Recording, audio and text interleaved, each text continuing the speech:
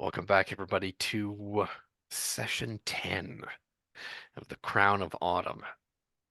Last we saw of our adventurers, they had rescued a dryad, come to know the name of Aura, that had been abducted by these primordials and their cannibal tribesmen, slaves, troopers, soldiers, such like.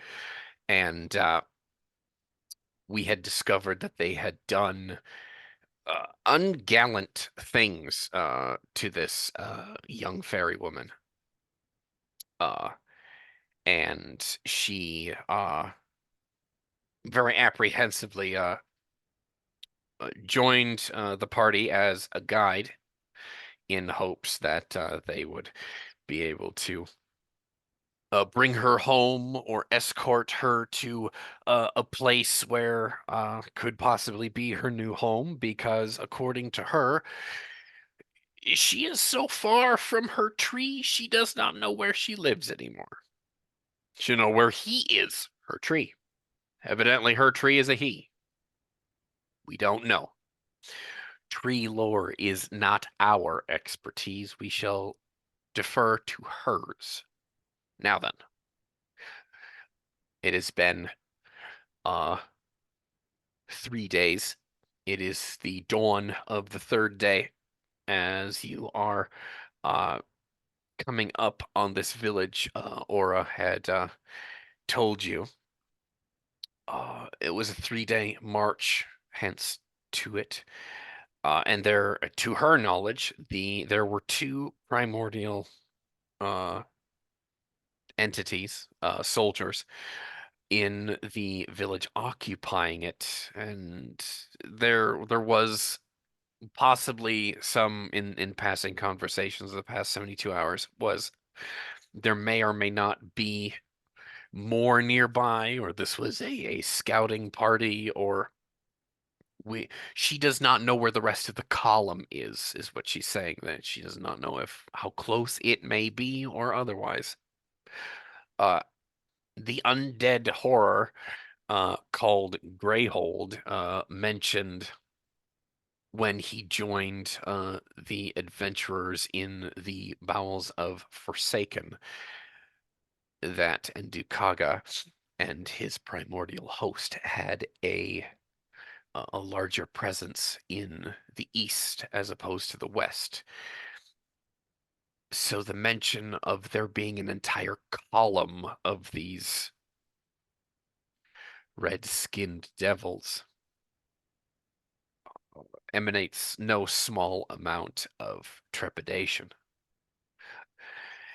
As the first blush of dawn begins to emerge on the rim of Arklanar, Gunnar, would you describe your character this morning? It's rather brisk and rather windy.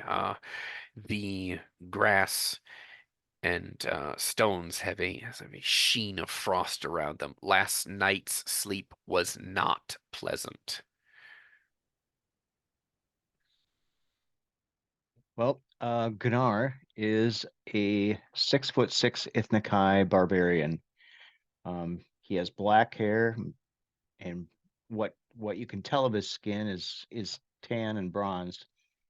Um, However, at this point, he's wrapped up in his armor and also wearing uh, fur cloak against the chill of the morning. The weapon at his side is a two-handed war sword. But as the lights raise, he is going to stealthily sneak out from camp with his new favorite toy, the sling.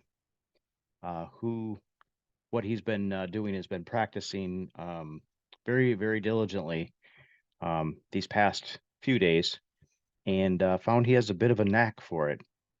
So this was a weapon he had picked up off of the primordial, along with 6 javelins that he just keeps, doesn't know how to use, but they come in handy.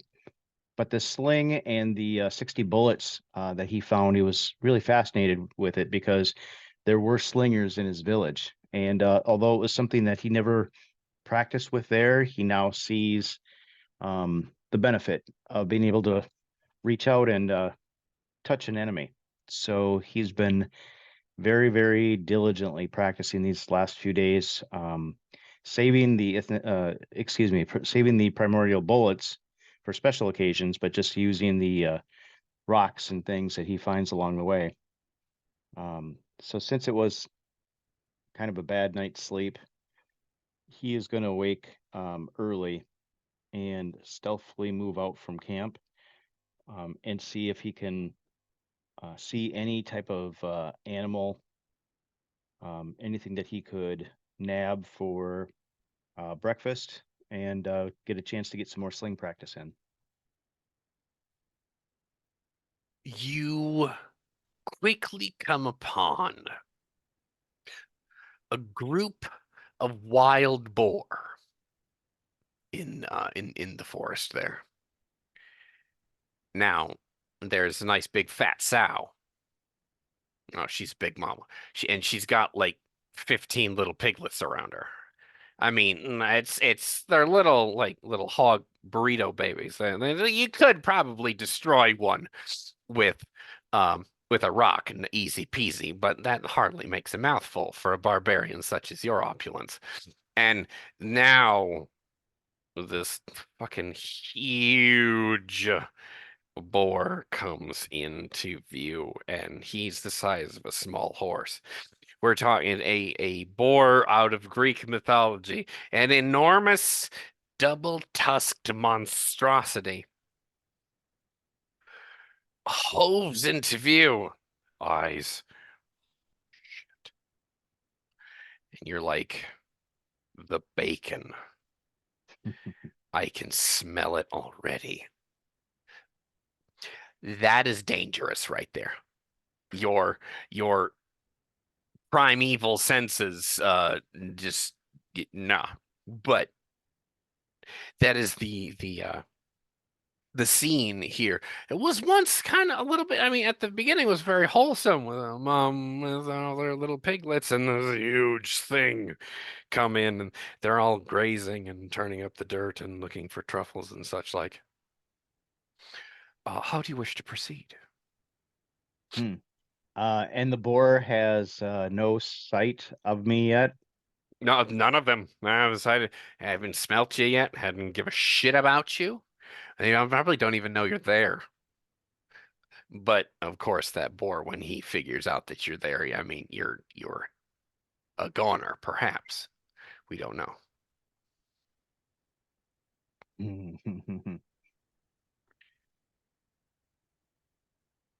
I nah, I want the boar. You're gonna fucking go for it. Ah! Oh, shit. Hey, if Terry, nothing else, this wasn't the TPK that I was talking about, man. we'll we'll have full bellies going into this village, and we'll make a lot of friends. Uh-huh. All right, man. All right. Everyone So is sleeping soundly. how far away is the boar? What kind of shot is this? This is a clean shot. Whatever you've done, you've set yourself up amazingly in the bushes there. You are downwind of them, so it's the scent is not an issue unless the wind changes. Uh, we'll say you are facing them from the southeast, we'll say. And mostly it's the male boar that's in the way. He's blocking the view of the mama and the little excuse me, the sow and the piglets. All right. Yeah, let's do this. So I'm gonna very cinematically take Okay. out my two-handed sword and stick it into the ground because what he's thinking is that he'll get one shot, and if he misses or doesn't kill it, he's Okay. better have plan B ready to go. Oh, weapon ready at hand, please. Oh That goodness. I assume that even if I have a second bullet ready to go, that I'm only going to get one shot at this. Is that kind of my estimate? Maybe. Depends on You're if he you're can figure you're out. Yeah. yeah. All right. So sword stuck in the ground, and I'm actually going to use the bullets. So I'm gonna put one in, and then have another one in my hand ready to go, and Okay. start winding up. Make that attack roll, my friend, as everyone else is sound asleep. Yeah. Uh, You just had to throw that in, didn't you? All you're right. right. Wake up Okay. hours later. Oh, what? That is a 19. Oh my God. All right. Uh,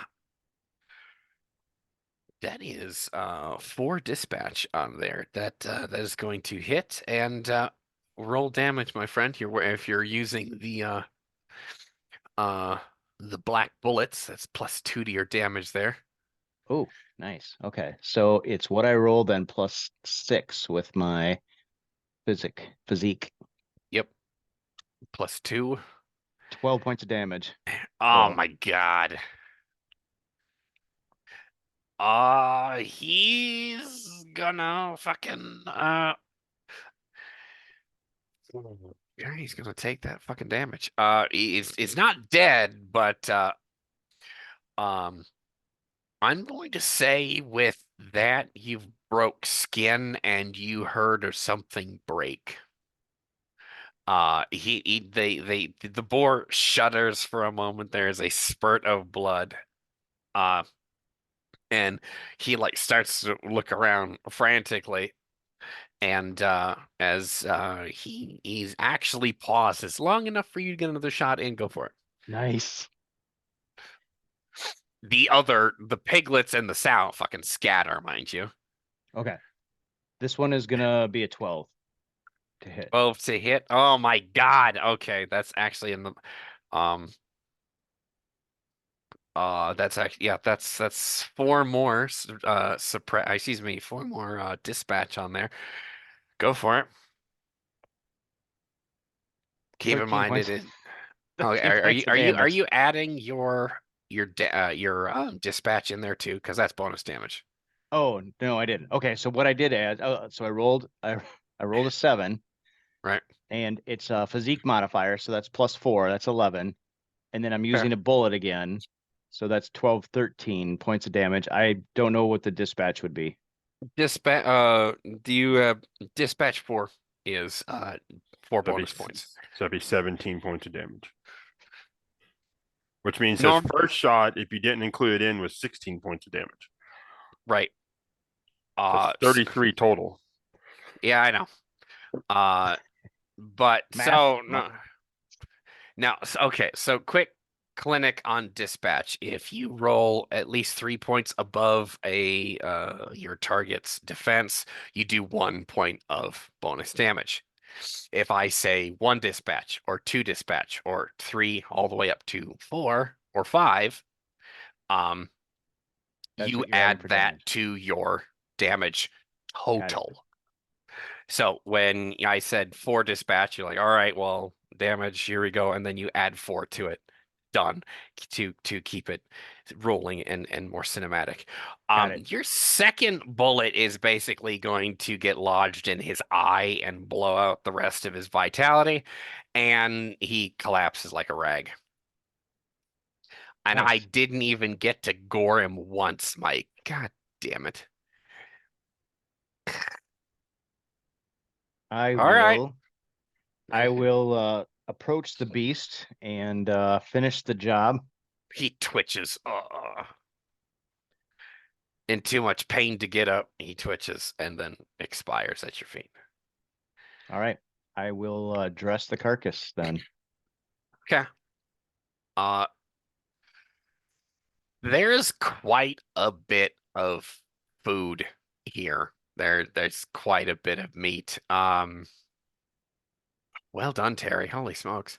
Um, I don't know how long it takes to clean and dress an entire boar. If I said this one was of some rather prodigious size, I know there's a lot of boar hunting down south, and I've seen pictures, and the pigs get real goddamn big.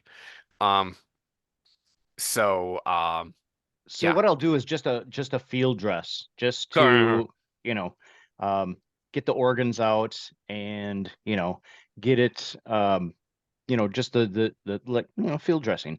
And then what I'll do is not bother with anything too fancy, pick up the meat and head back to camp. Okay. You come back to camp as the encampment begins to rouse itself. Aura is uh awake and she has sprouted fashionable clothing um of foliage. She wasn't wearing any clothes when you guys rescued her, but she's wearing essentially what equates to a leafy tunic and what else to cover her uh private areas, as well as for some modesty, as she is amongst mortals. Um, she sits on a rock eating a mushroom that she had must have picked nearby. And Thurban, would you describe your character for us? Saban is a Dawn Fairfolk, currently clad in black robes, uh, a ring on his left hand. Uh, he he looks very worn.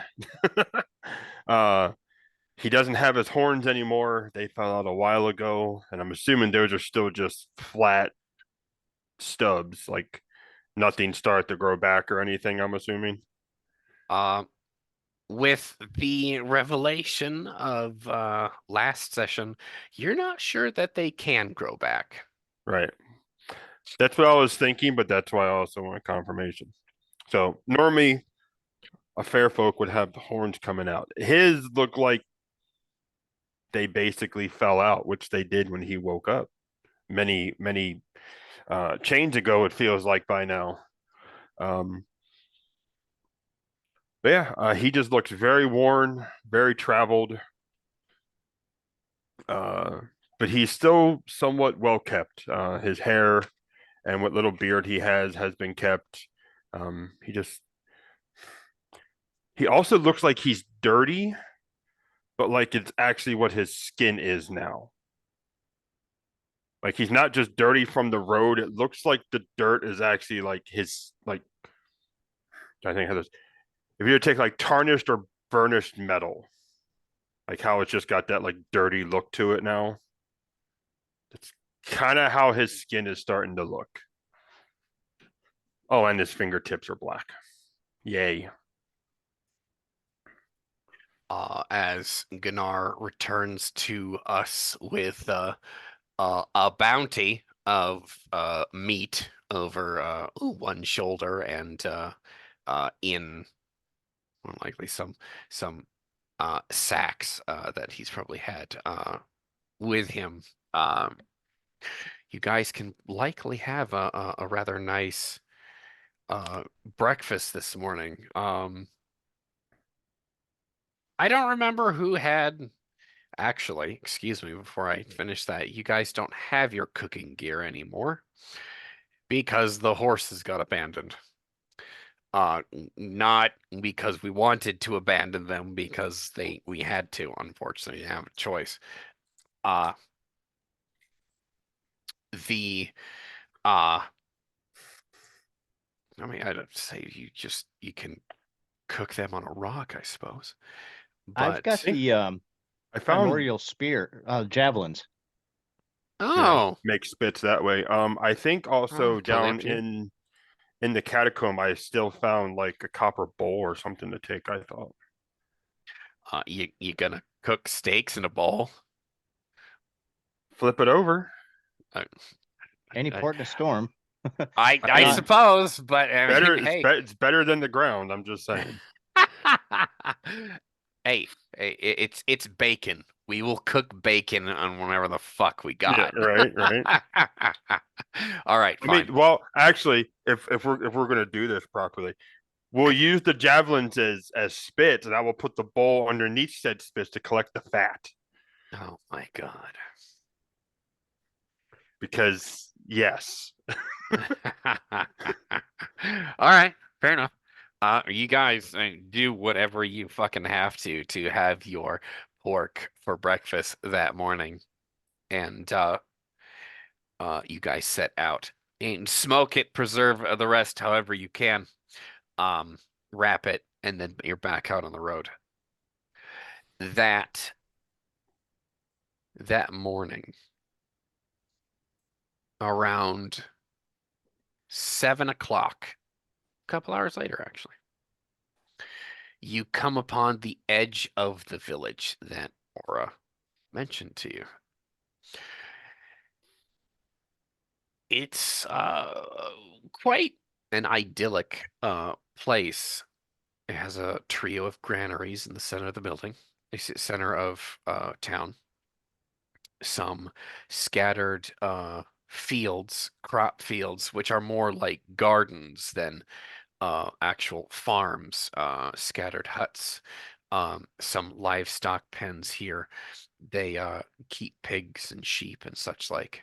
Uh, Small village, maybe like 40 people total, 5 or 6 families perhaps, men, women, and children. You don't really see too many men, young men who could possibly be defending the village.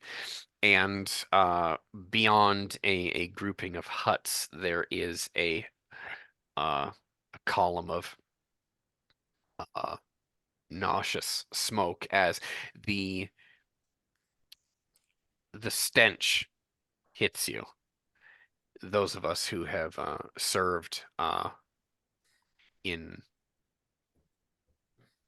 war as well as fought in battles are familiar with the stench of a burning body.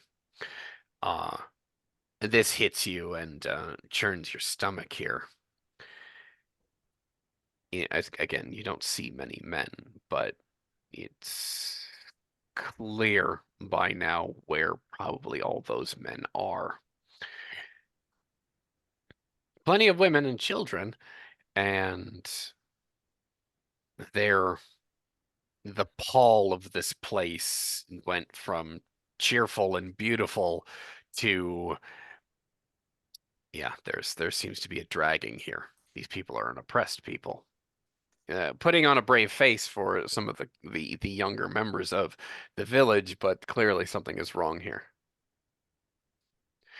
If in different circumstances, especially Gunnar, you might would have liked to have lived here. It's actually rather nice. Some of the girls are pretty cute. Uh, but not under these conditions. Okay. Are we like in a safety area back? I mean, we're observing from a safe distance. Yeah, yeah, I wouldn't put you guys in the middle of the road. No, you guys are quite inconspicuous where Aura brought you. Do you think I should go scout ahead, see what I can see? yeah. Why don't you do that? All right. Especially since supposedly, Aura said there's only supposed to be 2 of them here. Mm-hmm. Hopefully, it stayed that way. Probably be to our best interest to make sure. Speaking of that, since we obviously, I'm guessing we didn't really see many people on the road here. No. Do I see much in the way of tracks that would show that someone came through here before us? I mean, you guys, Aura didn't use the road when she brought you here, but this is a village on a tradeway. You guys can actually see it's not a paved highway, but you can tell that merchants of some form or fashion come through here semi-regularly. That it has a formal road it's a stopping point. Okay. Beyond the village, you can tell that's where the edge of the swamp begins. You can assume that the industry of this place is either lumber or fishing from the swamp. Okay. Basically, I was just trying to see if like another scouting party stopped or whatnot, but doesn't No, look like it. you can't tell from where you Okay. guys are standing now. Gotcha. Cool. All right. Yeah. Go ahead, Gunnar. We'll sit here and hope nothing happens. All right. I will strip off my packs and set down my pork bag. Bye, baby. Yeah. And That's the most valuable piece of loot we have right here. and I will move my full belly. Oh, one question for you. I was Minus wounded for 2 penalty for the food baby, mind you. yeah. No, I'm kidding. I was wounded for 2 points last session when Thrbron touched me with his ultra cold hands. We've rested since then. You're fine. You're fine. Okay. You regain 1 point of vitality from one every day from light rest, unmedicated. Excuse me, undoctored. All right. I will be the shadow and move stealthily towards the village. Attaboy. Get him. 13 plus 8. 21. Right? Yes, like Conan entering the Tower of Yagkosha. So you hop a small creek. That kind of like goes from where you guys were. There's a creek. You gotta hop this little creek, which is like a 3-foot jump, and go up the other bank. Uh, you get down, hop up, and more than likely, army man crawl like right up, and then be like at eye level with everyone's like sandals and such like.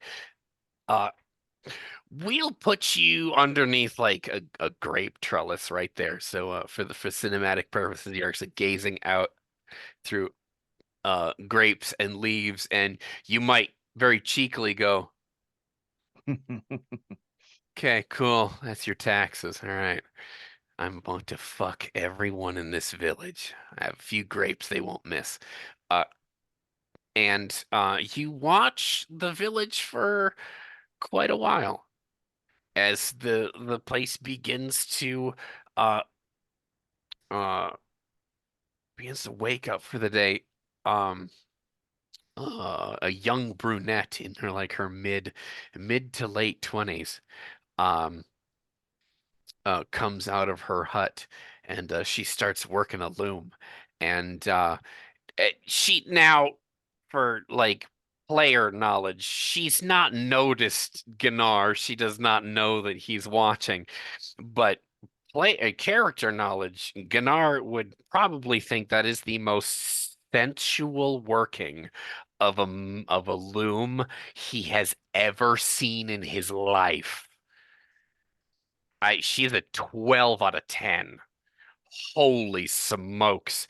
And she weaves very nicely. And say, all right, hang on. We're at job. Hang on. Focus. And watch her weave all damn day. You pull your eyes off of her. And you scan the rest of the village, and you really don't see much. You see a couple chickens uh amble by, and some young kid, really a younger boy, like 9 cycles old, maybe, throwing out a bit of grain for the chickens. He's like, "God damn kid, get out of my way!" See, you hop up, you sneak your way along stealthily from hut to hut. and you position yourself beneath uh a a uh, a leather stretching rack where they've got uh, a bear hide being hung out to dry. Uh, you're confident that sitting here, no one else will smell you, and they'll only smell the stench of the tannin. You can force the stench away from your nostrils long enough as you're sitting here stealthily watching the rest. And a couple old ladies chatting. Um, you only see the only male child, or excuse me, the only male person, really, man in this village that you've seen is like a 15-year-old kid who is like rather spindly. Maybe he's quite sickly, we don't know. But clearly not a threat because they left him alive. And by the well, standing by like a freshwater well, are two of these primordials that you spoke to, I spoke, excuse me, you heard of recently. You didn't speak to these sons of bitches. You don't want to talk to them.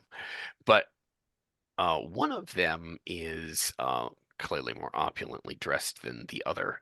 Uh, this one has a cape of scarlet, trimmed with some kind of orange fur, almost like fire, an exotic, weird color. Uh, his hair is tied up in a queue, almost again that with that dark charcoal shade with like flecks along the hair strand, but all together in the main, looking like a night starry, a cloudless starry night sky. Um, his golden eyes piercing these two red-skinned alien individuals in black armor, again of that strange metallic material, are conversing uh, quietly to each other while they're just like seemingly people watching, or they're like they're supervising, really.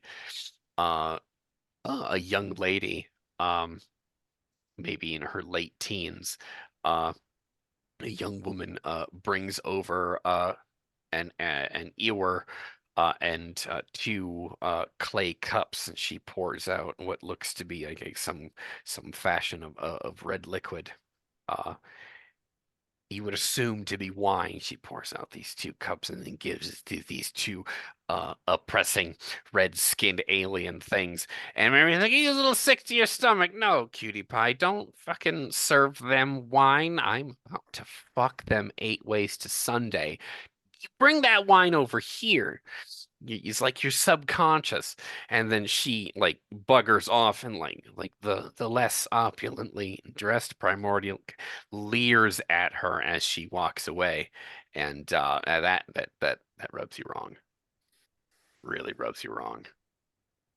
And the they're both wearing breastplates, greaves. They're not wearing helms right now, but having first looked at this style of helm, it looks very similar to the early medieval Anglo-Saxon helmet, where it's kind of a dome for the cranium and then comes down for the neck and cheeks, but it has like a curtain of mail that goes over the face, uh, but with the two eye slits, um, armed with broadswords each. Uh, They're slightly taller than you, maybe like a couple inches to a handful of inches taller than you. Um, the other one is not wearing a cape, as the one in the scarlet cape seems to be the officer of some kind, a banneret maybe, um, possibly a captain or a lieutenant. You don't have much experience in formal military, being a tribesman, but this guy is somebody, you can tell. Uh, as everyone either fearfully gives him deference, or the other one pays him a great amount of respect.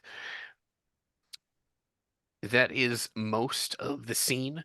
The rest is the villagers, mostly female or very young male children, um, going about their time that morning.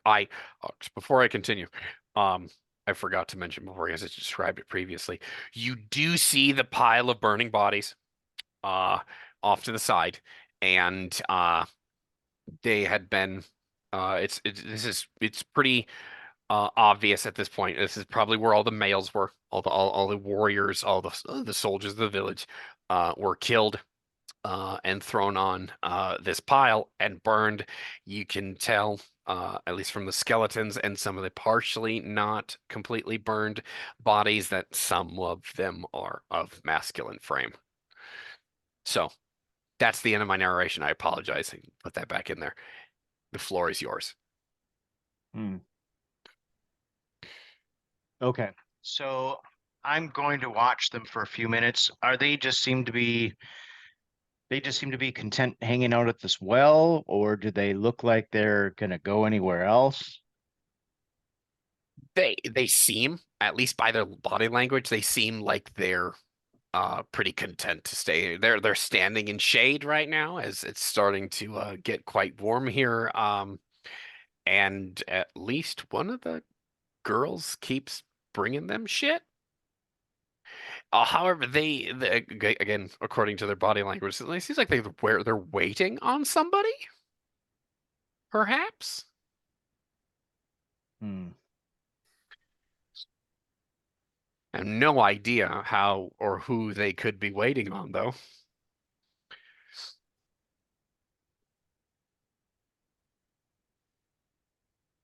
Uh, No idea who that could be. okay, I'm going to fall back to my friends. Okay. He's been gone for maybe a half hour. He has not been gone long. And as when Gunnar emerges from the underbrush stealthily, uh, Aura greets you rather politely, and she says, "What did you find?" I'm like, huddle in. So under quiet tones, I'm gonna explain the village is awake. There's no males. Um, they've got a if I say funeral pyre burning, that's being generous. They've got a pile of bodies that are burning. Um, there's two of them by the well. One of them is what I would assume to be some type of officer. He's got the air of being in charge. But most curious is their body language. It's like they're waiting. They're waiting for something. Well, we did just take out their scouting party, did we not? Well, this is true. Do you feel up to trying our thorns trick again? Problem with that is, I mean, they might have a way to clear out the brambles afterwards, but they don't go away, and to have a patch of thorns in the middle of a village might not bode well. Sorry. But Do you have any other tricks up your sleeve? Asking the sorcerer if he's got tricks. Sorry. I'm not there. I apologize. right? They're big. They're bigger than me. Yeah, they're big guys. I mean,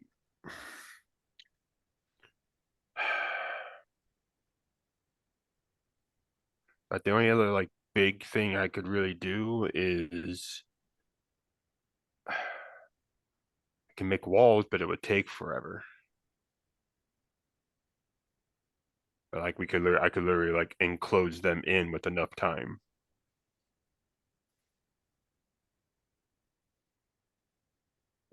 What do you mean by time? What's that? Well, I mean, it takes time to, have the walls erect. I can't just snap my fingers and have a 20-foot high wall. It doesn't work that way. They're standing next to a well, if that helps in any way. I'm not using Fellwinter in the middle of a village. They don't deserve that. You actually might kill somebody. I might. Several somebodies that we don't want to kill. It's just collateral. It's fine. No, no, no. I'm not going to I become the mean, if monster I'm hunting. I'm I not mean, going to if become the Thurban monster I'm wants, hunting. yeah, right. If Thurban wants to go completely dark, he could, with Oh, a he wave of could. his hand, Oh, he could. destroy this village. Uh-huh. Very easily. But I don't think you want to go like full darkness, full chaos on this adventure. I think we probably want to stay as close to Paragon Run as possible here. At least neutral, balance it out a little bit. To to at least poke fun at some console gamers that may or may not be in the audience here. I'm trying to like Paragon. Come on. Or that or gray. Just gray. Yeah, yeah.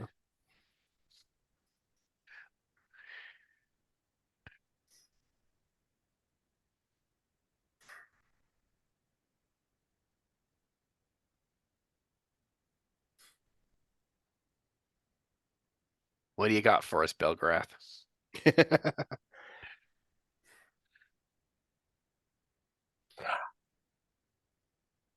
Did I get access to that one? I think I might have.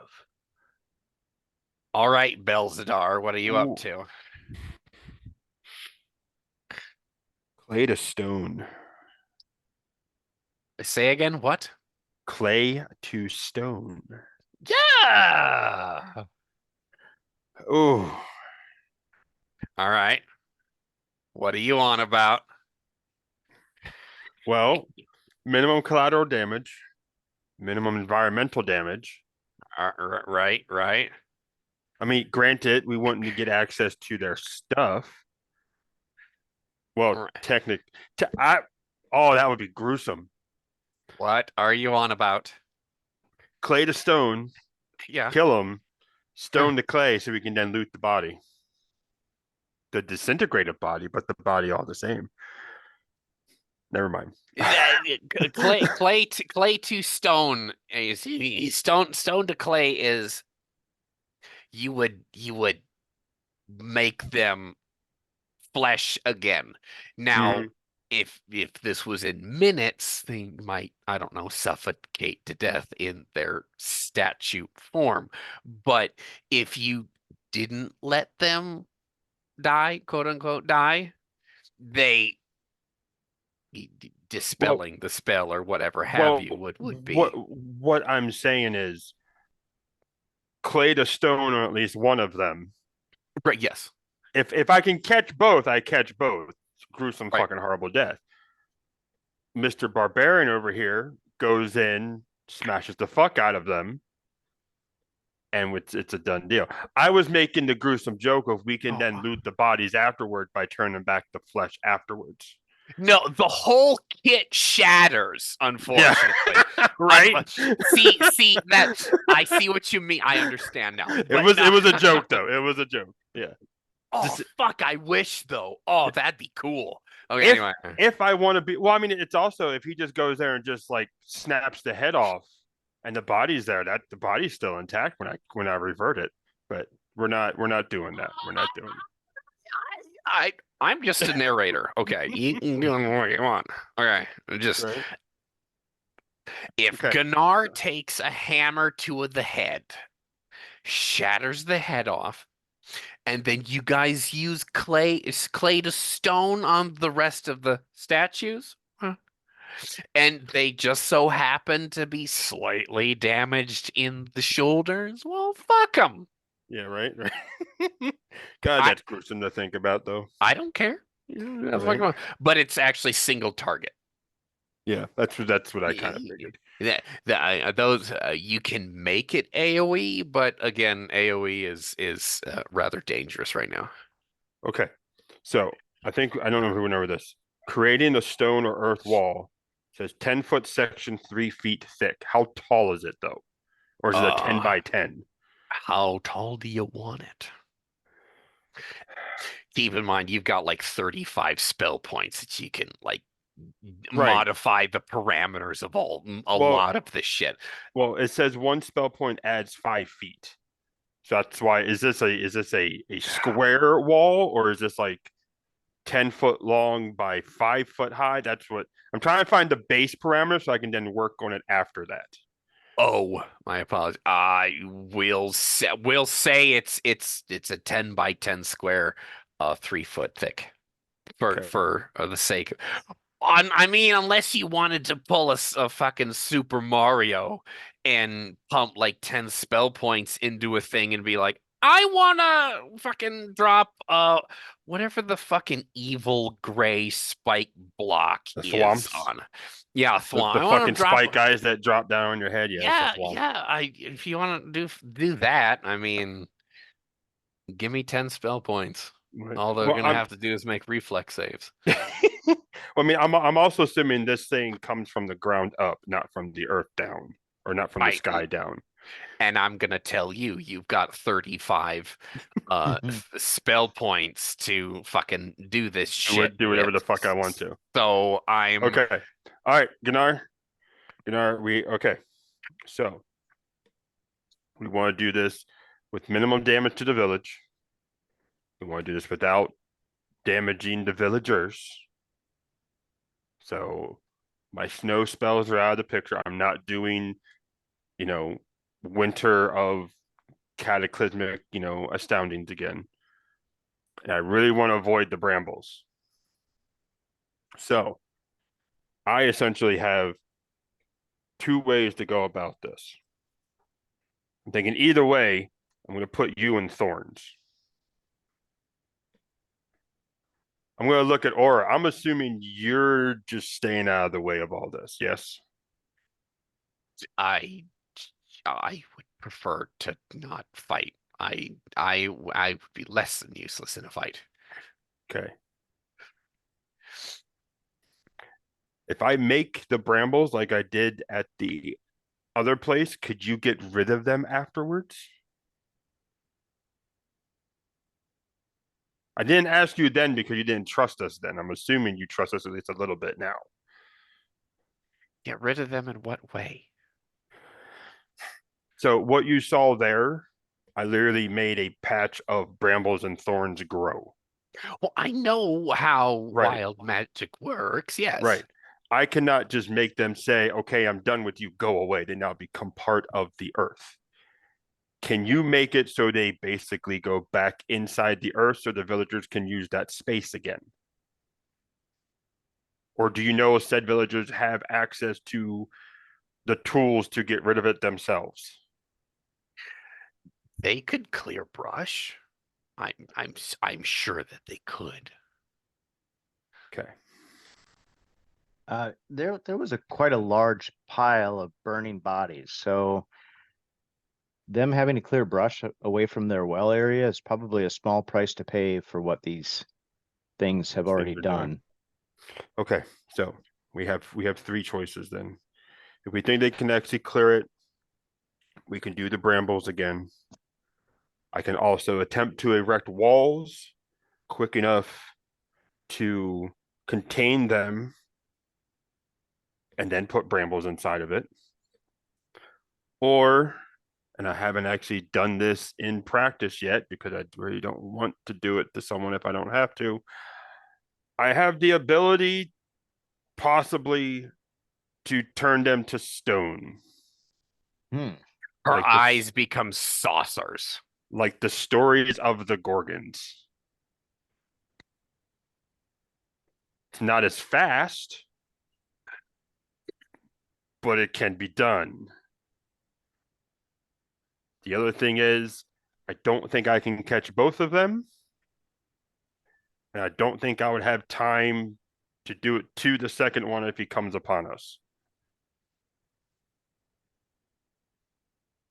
I might, who knows? But as of now, I don't think I would have the time to do it the second time before he's upon us. I would say we had success with the brambles. That's where my vote lies. Okay.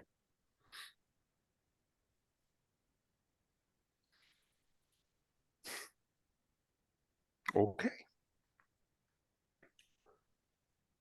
What if you did it in reverse order of creating the brambles and then boxing them in with walls if they start to break free? Uh, I mean, once granted, I again, would. since I haven't messed with it fully, I do not know. No, I don't know how quickly the walls erect.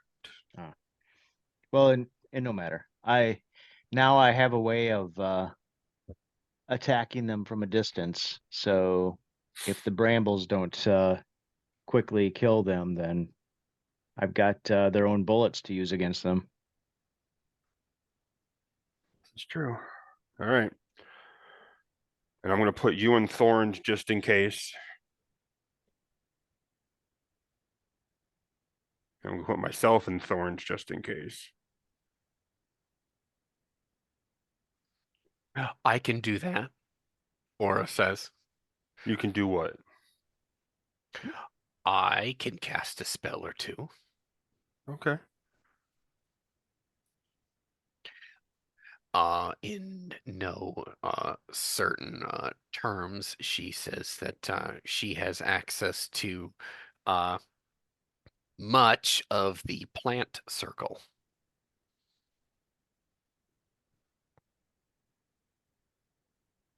Okay.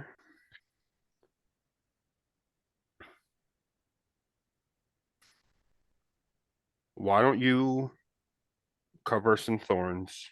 I would ask you to do the brambles, but I don't want you to get that close in case you're seen.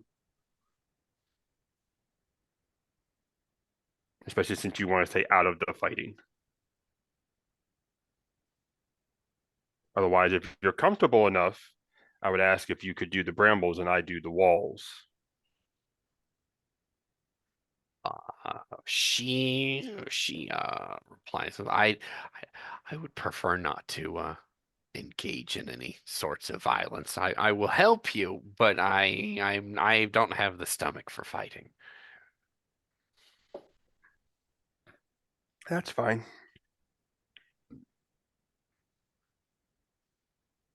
Okay. Dryads aren't really a breed for fighting. Our cousins, the Arborians, adore it. Oh, I know. I've seen a couple of them go at it.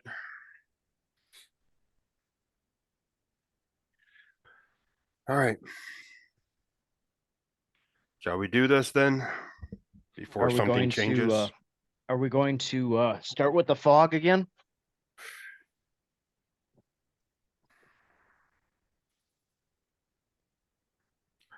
What's the weather like? And is the What time of day? town in just like a flatland area or is it a valley or uphill? I don't know if you mentioned that before or not.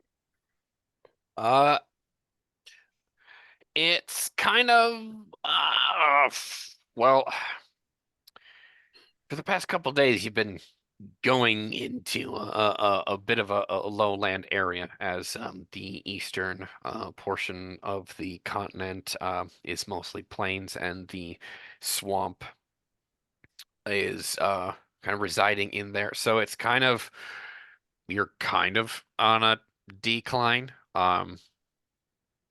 Kind of makes a very wide trench.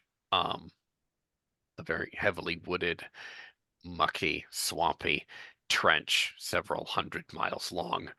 Uh, but at this moment in time, because I just very cheekily generated it, a thunderstorm rolls in from the northeast. Oh, goody.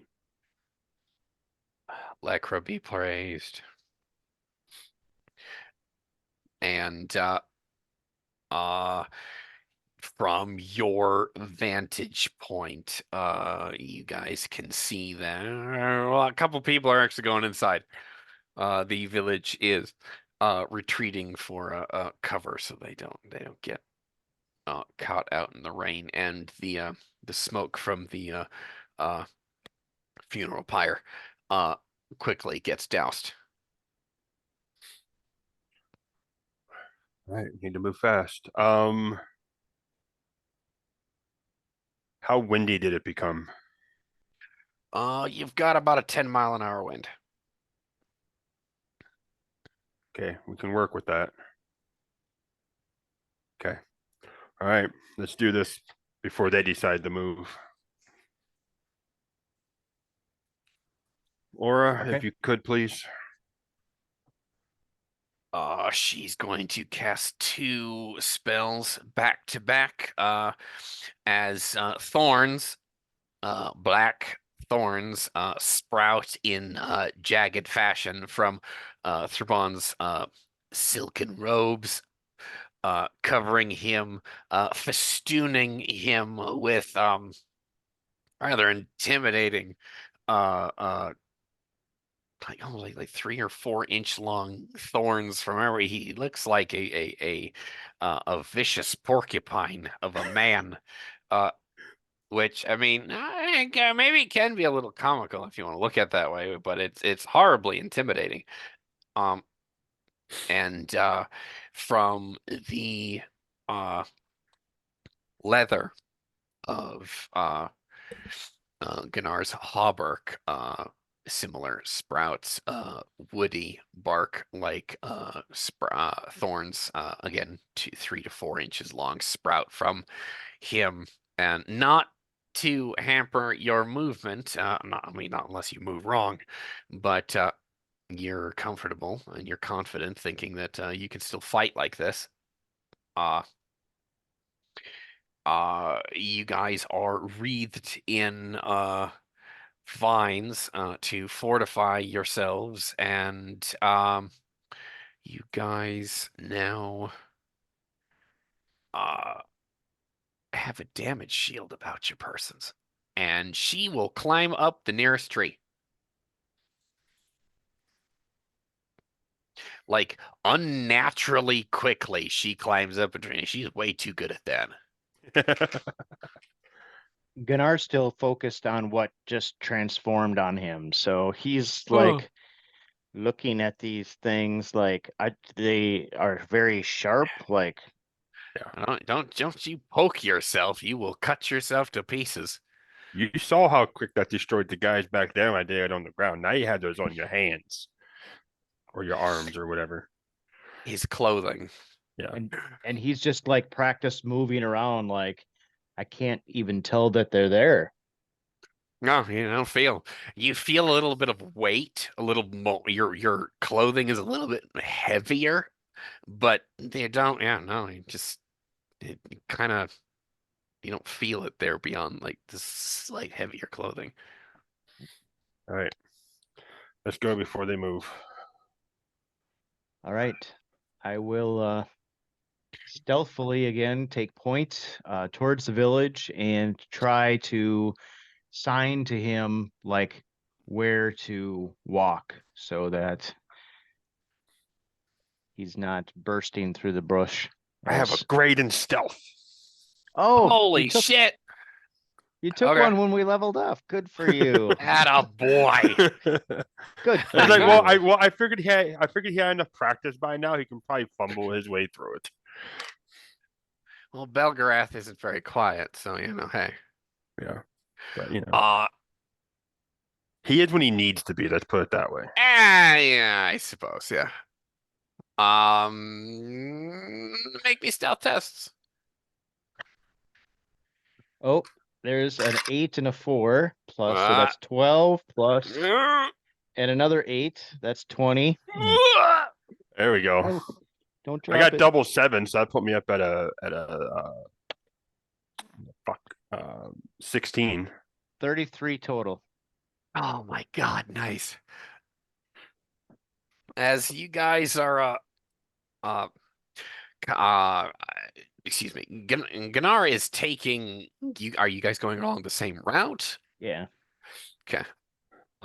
Inevitably you guys end up near where that I'm a that leaf on the wind.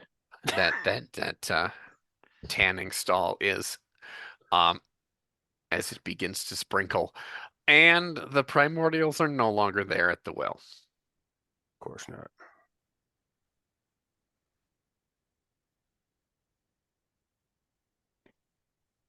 Um, I'm gonna make an awareness check to see if I can, if before the rain starts up, if I can hear their voices, if they're still chatting away, but they're just under cover somewhere.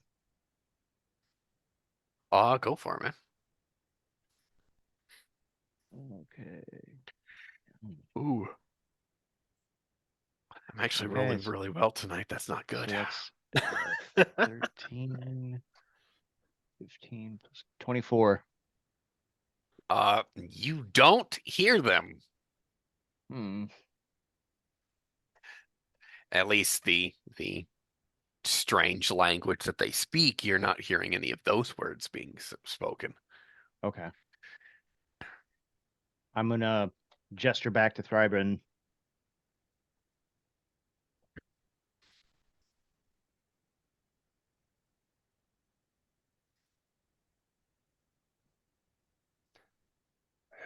If I was a couple of despots, what house would I take? You guys are a couple of despots.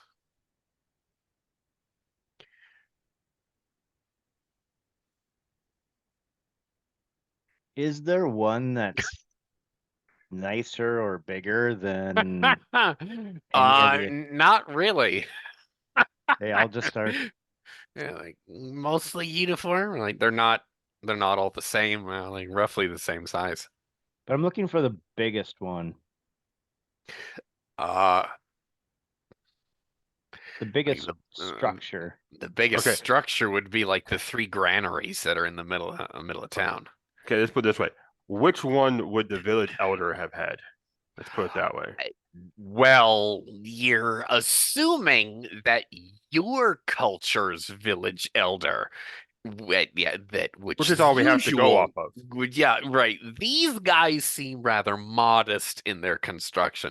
Y'all in the West have to be like, oh, well, the chieftain's gotta have the biggest house because he's got food, wine, and bitches. No, no, no, no, no, no, no, no, no. You're pretty sure that whoever the village headman or uh chieftain here or the village elder probably isn't he's probably in the fucking pile over there. Well, what I'm thinking is the biggest the It's biggest which one would livable he have had? structure. Uh which uh Be because these guys are bigger than me. They've got to go somewhere where they can actually like lay down in. yeah, they there is one near the granaries, but that one looks like it's purposefully been burnt down.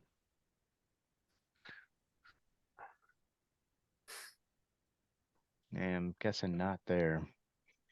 Yep.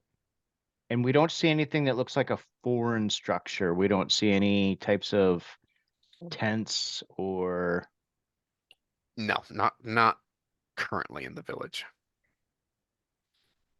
How good are you at actually tracking something? is that an actual skill? That would be a wild lore. Why, yeah, wild lore. I've got Wild four. lore is it covers tracking, gardening, all that good stuff. I got level 4 in wild lore. I mean, There you go. And if it's Right. just starting to rain and they walked away, Yep. we It's probably coming have around pretty steadily now. we probably have some sort of indent in the ground. And their feet probably look different from the villagers' feet. So we can at least find a general direction. other people like looking. Did everybody go for cover first of all? There's nobody like outside anymore. Most people went for cover. There's the loom that rather beautiful looking young woman is still tending to is under an overhang, so she's still outside.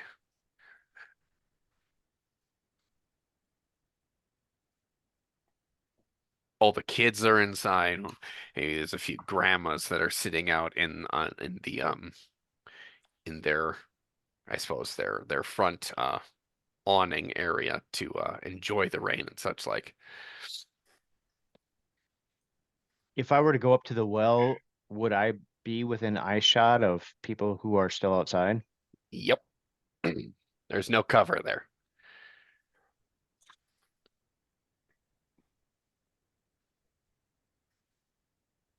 Hmm.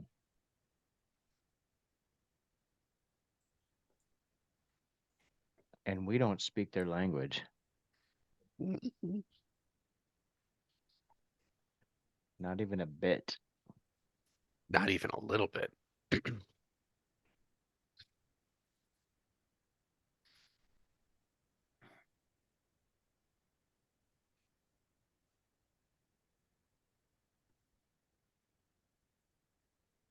I'm wondering if it's worth going back to the Dryad and seeing if she'd come into the village with us to talk to the loom lady and find out where they are. Maybe. It's a lot of extra messing around.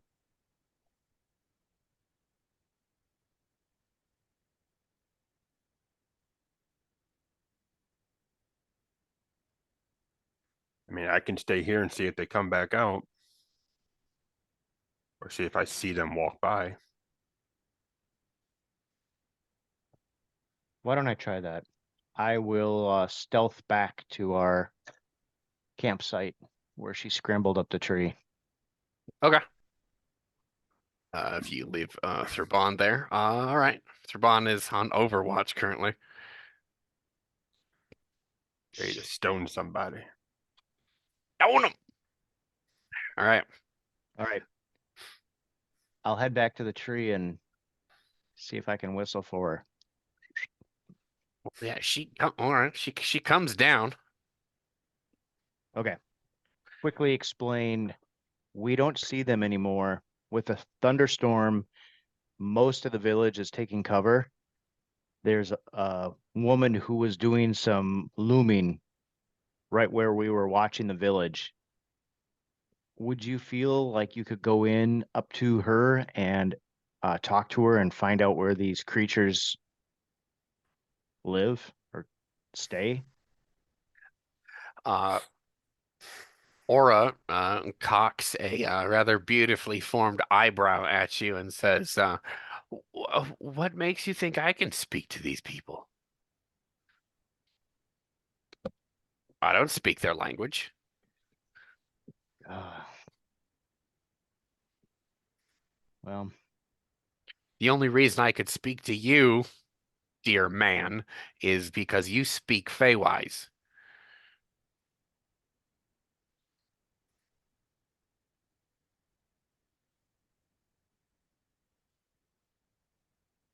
trash. Odds Botkins. The thorn armor is appreciated, but they probably wouldn't react very well to try to talk to us like this.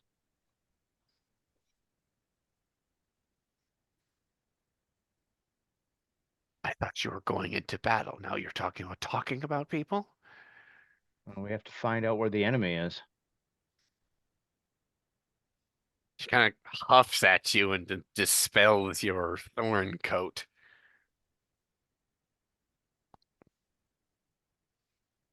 All right. I'll sneak back up to the front line. Make me another stealth test, my friend. A lot of skill work this session. Yeah. 11 plus 8. 19. 19. All to basically go around in circles right now. Oh, ah! Oh, shit. Okay. Uh, Gnar, make me a defense test. You're being shot at.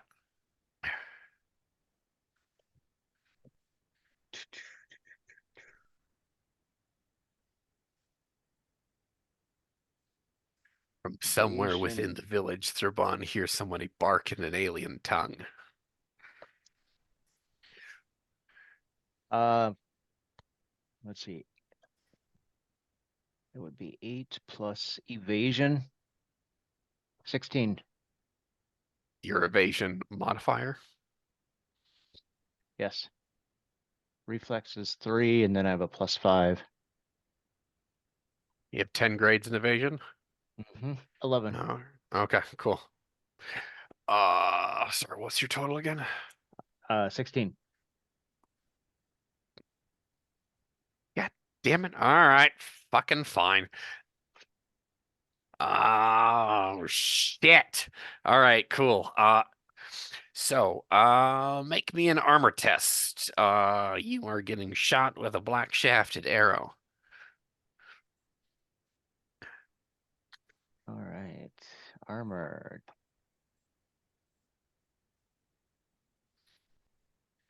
Armor. Technically, the armor save is armor save, not armor test. All right. So So that's a 1d8 plus whatever your damage suppress total damage suppress is. 3, 6, 7. Oh, that's an 8. So it's a total of 11 plus 7, 18. You got an 18 on your armor save. Yeah. You know that explodes once, right? Yep. Okay. Wait, hang on. What is your damage suppress? So I rolled an 11. Right. Oh, No, you I didn't. suppose I wouldn't have the goblin greaves on, would I? No, you So, wouldn't. all right. So that would be the Fey Iron Greaves is a 3. Yep. Leather Halberd is a 2. So that's a total of That's 5. 1d8 plus 5. And then I don't have a shield. You know, you're not using. You don't have a shield anymore. Remember? Oh, okay. All right. So my bad. So 11 plus 5, 16. 16. Are you getting an 11 on a d8? But he exploded once. I exploded once. And you got a Ah. 3. Okay. Well, lucky you. You're not taking any of the 10 points of damage that he just did to you. You do have an arrow in your chest, though. As that thing gets lodged in your armor and knocks the wind out of you. Everyone make reaction tests here. They have a 22 reaction. So if you guys beat a 22, we'll decide if you go first or if they go first. I got a 14. Mike, beat a 22. I am not being a 22. Damn it. Well, they go first then, so Can I make an gosh. awareness to see where the voices came from? Because I'm still in cover. I know you are. On your turn you can. Okay. Oh my god, shit, god damn it. I told you I was rolling really well today, and that's not a very good thing.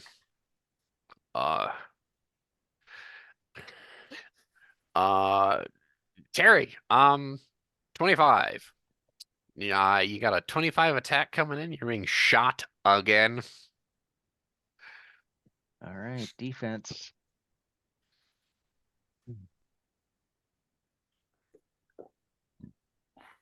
Double sevens.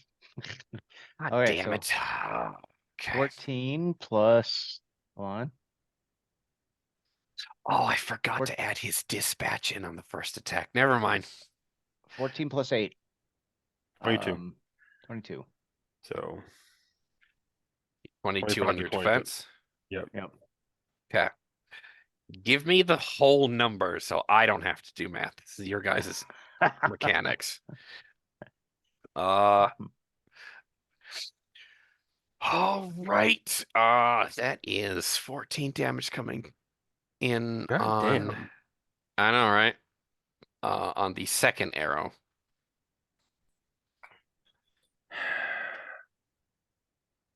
Terry. Armor All test. right.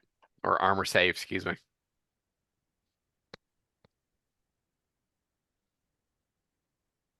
7.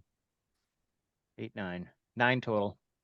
God damn it. All right, So fine. you're taking 5. You take 5 points of damage then. All right. Uh, as you were gonna say, you were in about the middle of like you got to like where the Great Trellis is, and you were hopping from one building to another. It's where you are so technically in the scheme of things that you want to be tactical about it. You're behind Thurbon like 25 feet. Um, that doesn't help you, but for your theater of the mind, uh, that captain comes wading into like that back garden area. God damn, um, I keep getting exploding die here. He comes in with a 31, coming down with a overhand chop with his broadsword. You can probably assume that they're attempting to go and find cover in the interim of you coming back and the rain starting, so that's why they're not currently at their I suppose their post at the well. So 31, make me a defense test.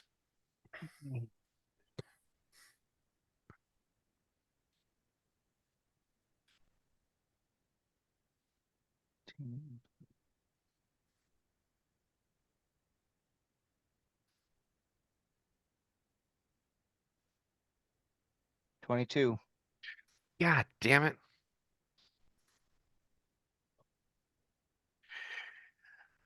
Right, so oh my God. Okay, fine. Minimal damage on a 9. Ah, His minimal damage is a 9. Oh my God. so an armor save then? Yep. Gotta beat a 9. Please beat a Yep. 9. Please goddamn beat a 9. I mean, considering you get 5, hopefully. That should be stupid easy. Yeah, that's a total of 10. There you go. Ah.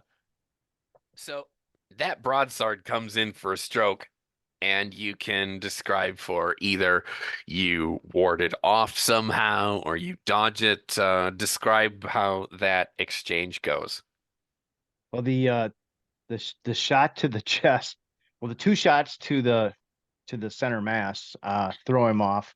The second one actually stinging a bit startles him.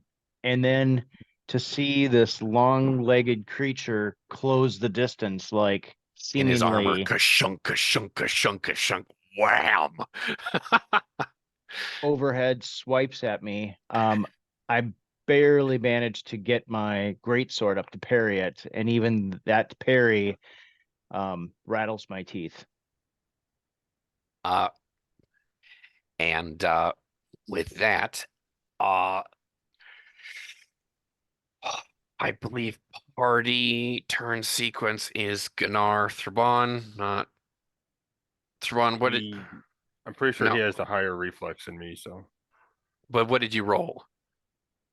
like a 14. That's what I And rolled too. oh, okay, for fuck's okay, who has got the higher reflexes modifier then?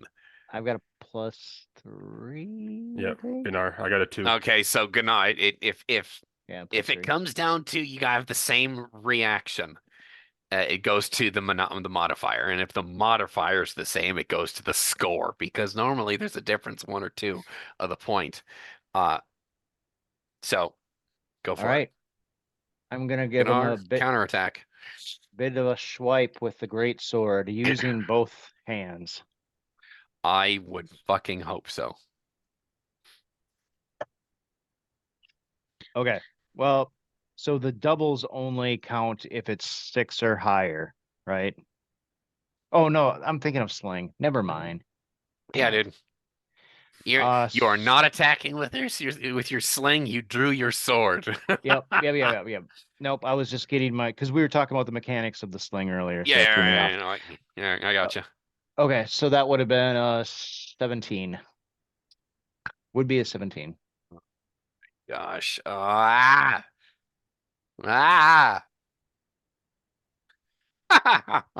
He's got a 22 on his defense. God damn as it. your sword rings off of his breastplate and tosses a spark. Uh, Thurban, help! Yeah. Well, I mean, I heard the commotion. I know they're fucking behind me. So Yeah, you double back and peek around the corner. They're there. yeah. Toe to toe. Come on, Gunnar, you got this. He's only like 3 inches taller than you. You're fine.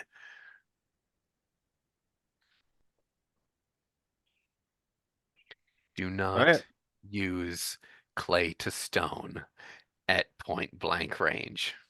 Why not? Because they both have to make a save.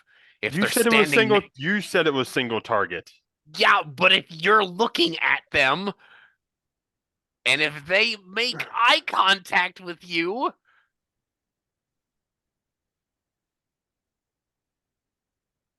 all right. Actually, I'm not looking.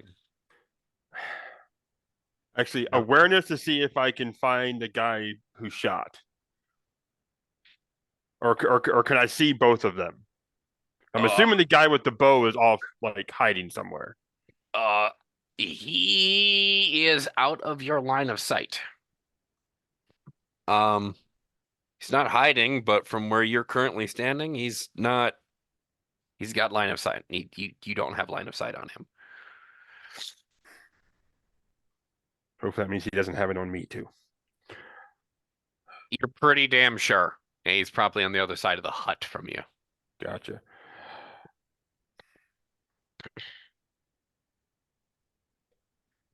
Get me all warm.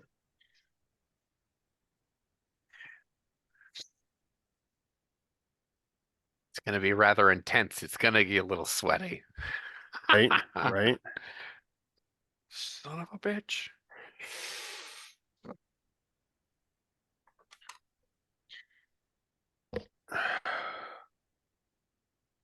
Okay. Yeah, I don't I got- like that sound. well, no, because I'm trying to think, because I'm trying to think mechanically where they're at. Because I turned, came out of the trellis. I'm looking at Gunnar and the captain. Yep. Gunnar got shot in the chest. If Which he means takes the bowman another is- arrow, Which means the bowman is somewhere behind me. no. You are on one side of the hut where like the leather stretcher is. The trellis is across the garden on the other side, back to your left. Gunnar's back there. You were facing a different direction, so you have to go back behind. Unless you want to go around the front of the front of the hut, you can go back around the other way and then see them fighting there in like that backyard area. Yeah, because I thought I turned around to look at them fighting. Right, but you're not with them. They're actually back in the grapes.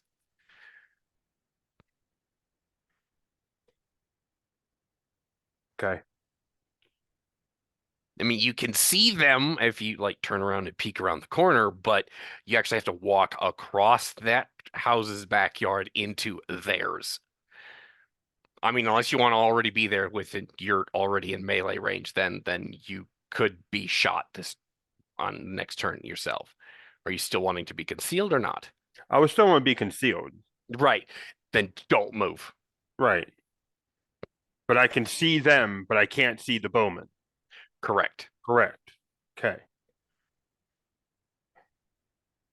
Without not trying to give you too much information away, with like destroying the immersion here, I can't tell you where the second Right. combatant is. Well, he's out of my line of sight as far as I can tell. Right. So I'm assuming a building's in the way, or he is currently ducked down behind something. Right. So where do you want to move to is the question. Or don't you? I am not moving. Okay. I am still in cover. Okay. But I have line of sight of Gunnar and the captain. That's the important part. Okay. Okay. That's the important part. That I have that, correct? Yes, you have line of sight on them. You do not have line of sight on the second combatant somewhere. But you have not joined the okay, in game terms here because we're not on a grid. You're not part of the combat scene. Does that make Mhm. sense? Okay. No, it is. Now, if you join the combat scene, you could have line of sight on everybody, Yeah. assuming. But again, this is now we are metagaming, and Right. so I want to make sure that you know everything that you can and have it accurate. Yeah. So we're gonna take the gamble here, Oh, fuck, and okay. Clay the Stone on the captain. I don't care. Do it. Make We're me a gonna spellcasting test. we're gonna see what happens. That's a 6th level spell. 5th. Okay. Yeah. Stone to Clay is a 6th. Okay. Clay to Stone is a 5th. So I have to Okay. beat a 20. Yeah. And you're It 7th level? gets- Yes. So let me scroll down here. Yeah. Spell level times 2 plus 10. Yeah. Yeah. That is the one thing and like skill groups that I keep forgetting. Hold on. Why'd you do this Is that time? a good cackle or a bad cackle? Fuck sakes.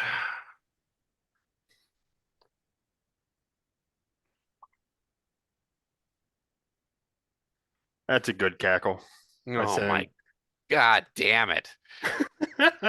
Alright, well the spell goes off then. I Right? mean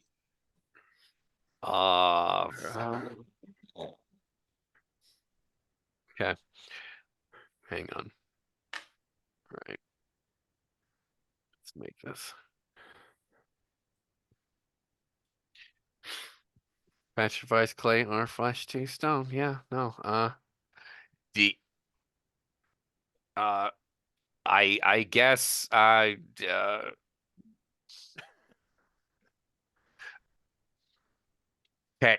work with me here. hmm I'm not being an asshole when I say how do you get his attention, because I think that's a really good point of tension in the scene, because he's in combat with Gunnar. hmm How are you doing this?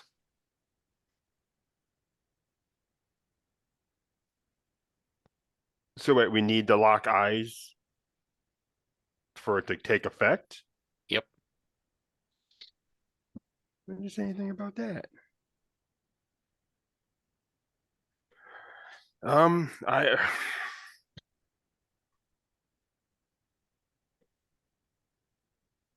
well, if I have to get his attention.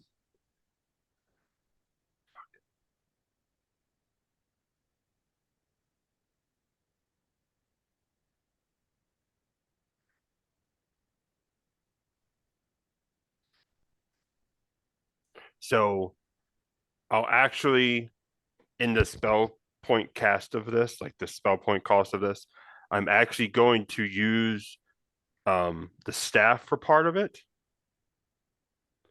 By doing this, I'm going to have it have a visual effect to where it essentially Mhm. will do that like bright whitish blue glow of like radiating power. Mhm. But how would I actually? God damn it! Are you? I Because not. Oh, the only thing I can think about is literally I would like whistle or an animal that is not native to this land. yeah. Good luck. You're the foreigner here. You don't know. Well, that's Uh, well, okay. An animal that I'm assuming an no, animal from the west, and I'm assuming it's not in the east. Let's put it that way. well, you don't know what's I- not over here. So Well, that's again, it's- you're kind of it's not what I'm knowing. assuming. Yes, I only know what I only know. Um, but yeah, some some really loud raucous bird from, my region. Hopefully enough to get Gunnar and the captain to like side eye me as I'm doing the bluish white glow. Don't fucking make Gunnar look at you. God damn it. Well, I'm only looking at the captain. It doesn't matter. Especially because if I can see both of them, I I can make keep sure my you're eyes not trained. looking, Yeah. like not looking at him. I can Like, keep all my right. eyes trained on the captain's head and not look at Gunnar. Uh, So it's also part of me's hoping that when they both turn, the captain will kind of be in the way anyway. okay. Now, I was going to suggest is you just make your staff emit a flash of blue light. Problem is that Whichever one wants to do, it's if up his to you. back is to me, he's not going to see the flash anyway. Gunnar would, which then Gunnar would probably look over, get himself stabbed, and then get turned to stone.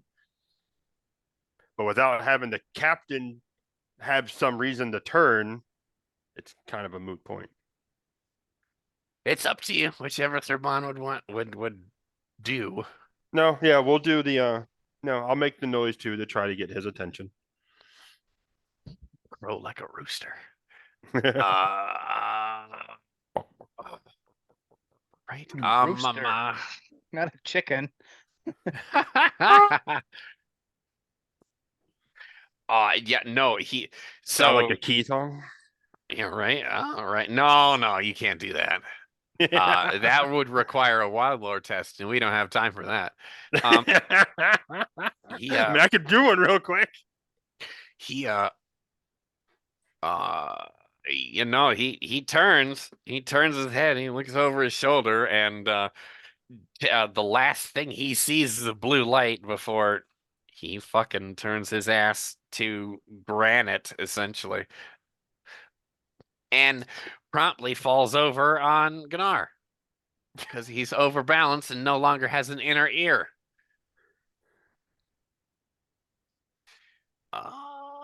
And hey, Tell me, I at Gunnar, least get an evasion check, or I wasn't gonna let you, but you can if you like.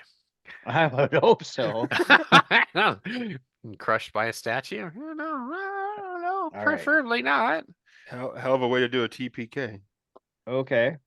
So I rolled a 3, Oh my god. and I have an 8 with my Come on, bonuses. man. So Don't 11. say 11. those things. It makes me 11. think you fucking failed. 11? All right. No, you can roll your ass out of the way, and he destroys a perfectly fine. This is where I roll a 3. And then you die. The scene from the Batman movie was a Mask of the Phantasm, where the fucking grave if some 90s kid watching this will get the fucking reference where the statue falls into the open grave and kills, I can't remember who the character is, but it's from the Batman movie. 1993, man. Mask of the Phantasm, I think 1993. But Wasn't that Two-Face? no, it wasn't Two-Face. Two-Face wasn't in there. It's Joker was one of the main bad guys. Anyway. So Gunnar rolls out of the way as the captain's statue hits the ground. He looks and at shatters. the statue falling and shattering, and then he turns around and looks at you. What? And Gunnar promptly gets shot again in his prone position. Make me a defense test for a fat 30. Jesus. Good Lord. This is a fucking dead eye right here. But the fell one Okay, there just to freaking drag his ass out. 12 plus 19. Hold on, let me do my math. 12 and 19 my- is 31. No. It's 19 total is what I rolled plus 8. 27. That's still a miss. Guy, well, Or a hit for him. Miss for me. I had one measly dispatch bonus though. Oh, Yeah, on a base damage of 9. Fuck off. that was the captain. That was the captain's Oh, minimum oh. damage was. Oh. Though Gunnar is actually tasting his own blood for once, not just red mist blood. Dun, dun. Oh, Shit. yeah. I hey Terry, how much vitality does Gunnar have left? Oh, for fuck's sake. 24. 24. Yeah.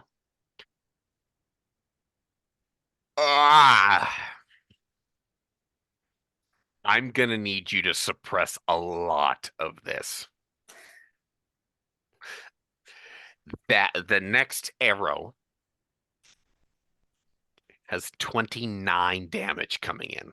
Oh. Jesus Christ. Damn. And it's a 1d8 plus Plus 5. 5. It explodes once. It explodes. Okay. It explodes. It only explodes So once. I'm at 16 So that's 21. plus Oh, 6. Sorry, plus 6, so 22.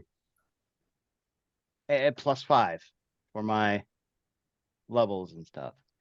Wait, so is it plus 5 or plus 6? No. So I rolled it- I rolled an your 8, damage an 8. suppress. Oh, it explodes once, doesn't it? Yeah, it's a Yep. save. Yeah, dude, it's a save. Okay. So it's an 8 and an 8. So 16 plus 5. So 21. Okay. You took 21. 8 points. You take 8 points. Yeah, you only take 8 points a day, which But is a fucking ouch anyway.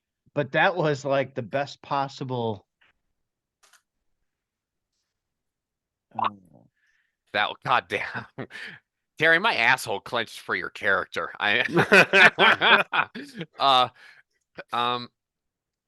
And I don't want to go this Yeah, alone, but if I I- have to, Jesus I've Christ. got a couple of ouchies from this guy. So now that you have 3 arrows stuck in your body, or in your person, doesn't matter if it's in your flesh or in your armor, you have 3 arrows to extract. You're taking a -2 penalty to your defense because it's hard to move with shafts in you.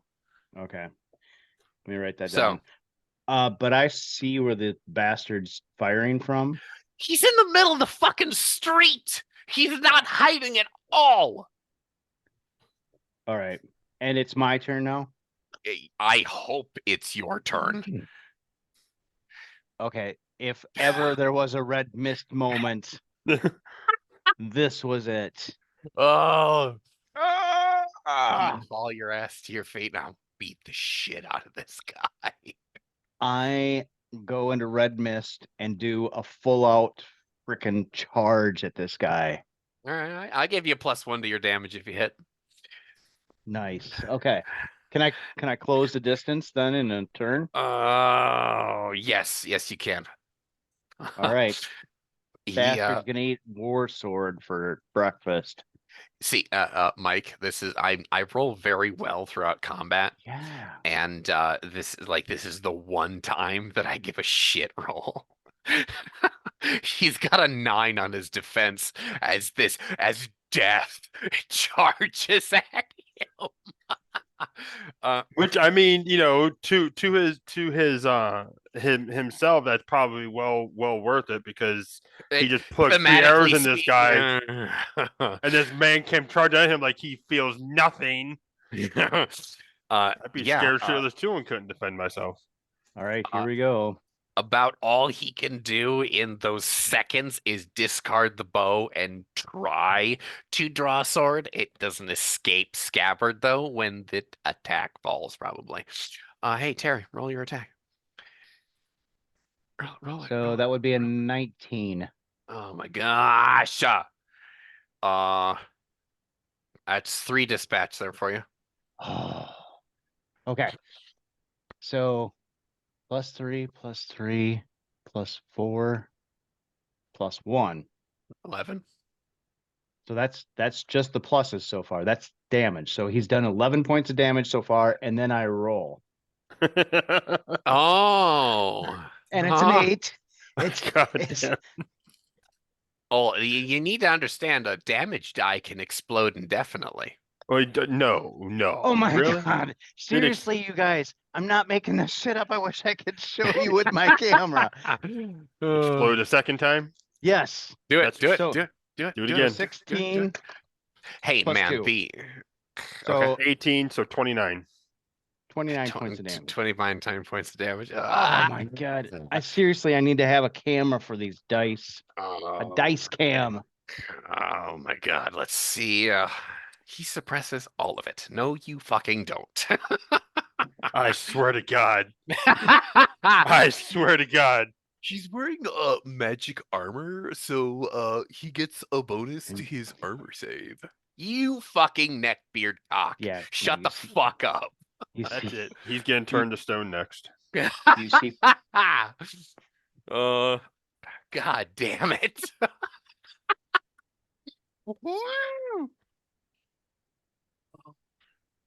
Brambles right at just his feet. What is the total damage right there? What's total? Terry what did I did s- 29 damage. 29. Okay. Like you're fucking with me, man. You're fucking with me. I get the feeling he exploded once. Hang on. Hang on here. I don't want to jack Terry. Shut up.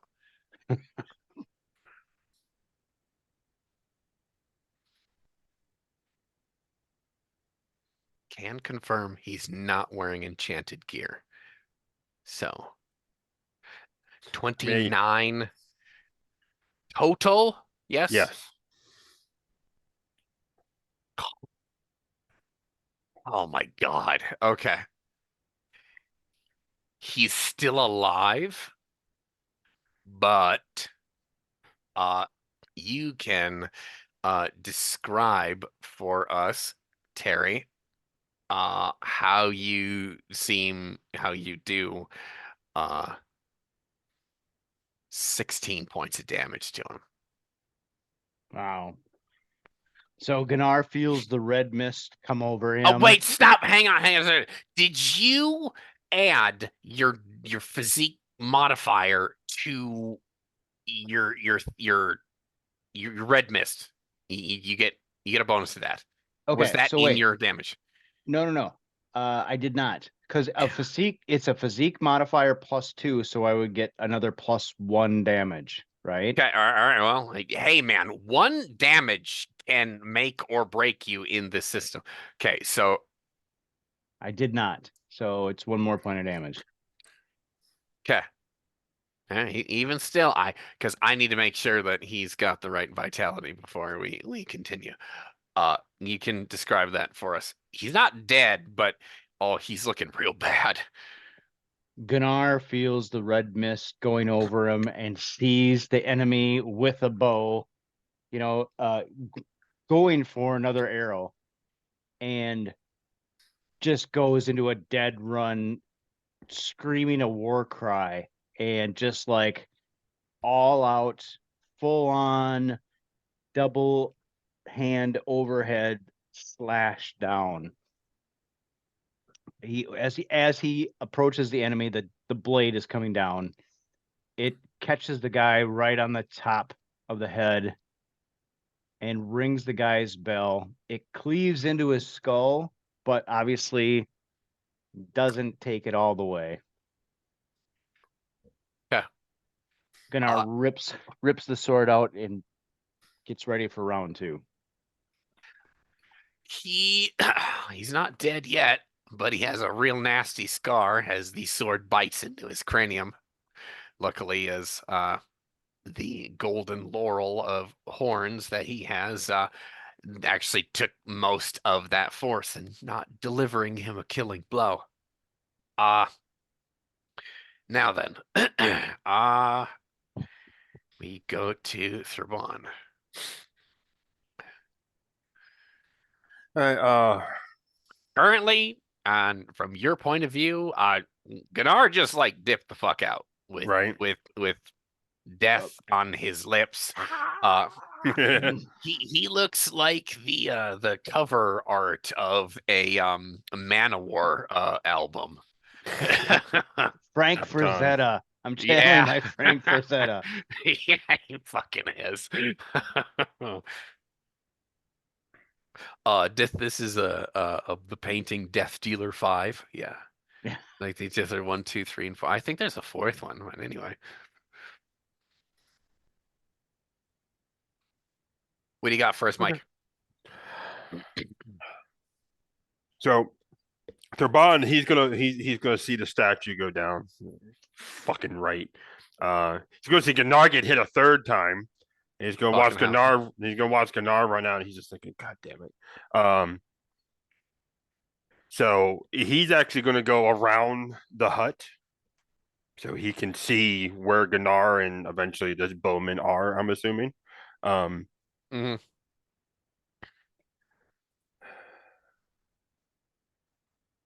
Let me see. And yeah, what we will actually do then is I assume I probably come around just as I see Gnar cleave into this man's skull. You actually see him rip the sword out of his head. Okay, that's even better. Spurt of blood, all that good stuff. Right, right. Yeah. So what I'm going to do, to be a bit of an asshole, is I'm actually going to cast Brambles starting at that man's feet and going backwards in a cone. So he either has a choice of run through Brambles or stay toe to toe with this beast of a man that just cleaved his head. Okay. Because I've taken way too many chances with raw magic lately, and clay to stone is just, I don't feel like doing it again right now. Okay.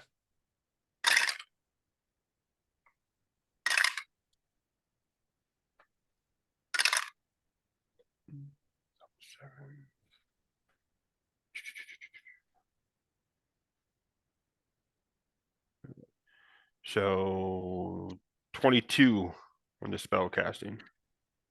All right. And there was a 20 because it was a level 5 spell. Okay. Well done. All right. The spell goes off there. He's initially going to take And just 3 points of damage when the spell goes off. And just for the visuals, I will actually have the staff glow that bluish white again. Okay. If anything, it'll be a mild distraction, so Gnar can hopefully bite into him nice and well again. This guy, he just took an additional 8 points, additional D8 of damage there. He's looking pretty bad, gentlemen. This guy can take a hit. Holy shit. I thought the captain was actually going to be the boss fight. No, this archer here is actually pretty damn tough. Actually, wait, hang on. Oh, actually, no, hang on. I gotta make sure that his damage suppress actually reflects that. He didn't take any damage from your thorns there. If he moves back, he's gonna have to make another armor test though. He is going to roll free of the thorns kind of laterally and attempt to, well, he's actually already discarded his bow as he's kind of dodge rolling to Gnar's left there. He's going to draw his sword and attack with a fat 12. God damn it all. See all my juice left to me in the first part of the combat. To Terry's glee. All right. So I don't want to say easy peasy, but I'm already at +8. So as long as I don't roll less than a 3 on 2 die. or a critical fail. Please don't. Which I didn't. I rolled a Good. I rolled 12 plus 8, 20. Damn it. All right, fine. So he's gonna miss. We go back to Gunnar for his turn. Yeah. It is Get 'em. at this time we hear the sound of a war horn. Oh, for fuck. Yeah, I don't care. And I'm still whistling. you don't care. War- You don't, That's in the future. That's in the future. This is future Gunnar's problem, not right now Gunnar's Yeah, problems. President Gunnar's problem is this. Yeah. Take him out, man. I'm pretty sure your next thing is gonna grab him. Okay, so Put him in the that's ground. an explosion. 11 plus. God, Okay, so 14 plus 10, 24. God damn it, man. Fuck you, Terry. Fuck you and your dice. Hey, that's Mister, I got 29 on a damage roll. Seriously. Oh, don't forget, you got three arrows sticking out of you. Yeah, I know. Mhm. What'd he get? What'd he get? It's 5 dispatch. I'm not telling you what the number is. All right. He got single digits, probably, knowing our luck. You can go fuck So- yourself. So Gunnar is doing 12 points of damage plus 2. So 14 points of damage. Plus dispatch. That was included. Ooh. Oh, that was work. Come on, man. Okay. So I rolled a 2. And you're and I've got- using your war sword two-handed. Yep. So that's 7. That's 9. And then you said 5 dispatch. Yep, Mhm. that's 14. Any more? No. Asking the barbarian if he's that guy. Plus, plus the red mist. So 15. It's 15 points of damage. Hey, man. See? Come on. All these numbers for fighting. 15. the- We're going with 15. He's got the vapors. Yeah, right. Oh my God. Terry, I would like to cite something that you said some months ago. I think the words were, "I've never played a tank before, and I don't know what it's gonna be like." It's a lot of math. Lots of math. You actually built your character that way, man. Maybe unwittingly, but you did. That. Oh my God. 15 points of damage. Uh-huh. Come on, critically fail the armor test. Come on. Is it? Ah! Bro! Why? Oh my God.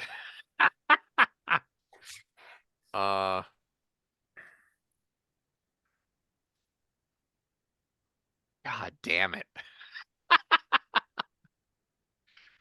He rolls a 32 on his armor save. He takes nothing. Pushes it away.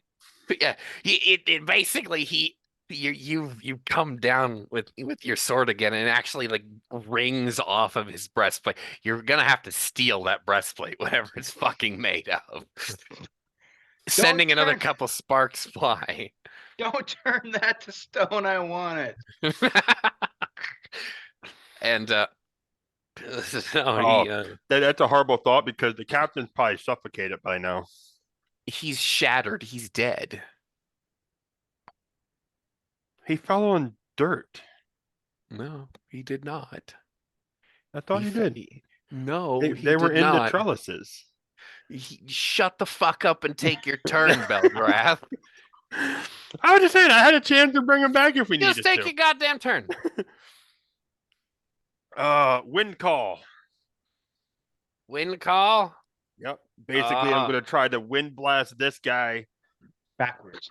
back into the thorns. Yeah, I saw that coming. uh, you could try. It also There says you deals go. damage as a huge entity. Yeah, okay. Well, if that's the if that's the case, are you moving him or are you attacking him? Do you get it? Like, Is it a one or the other? kind of, yeah. Like, if you're Back. pushing him, it does not deal damage. Push him back. Yeah, I think we'll Knock- just try to push him back. Knock him down. Knock him down.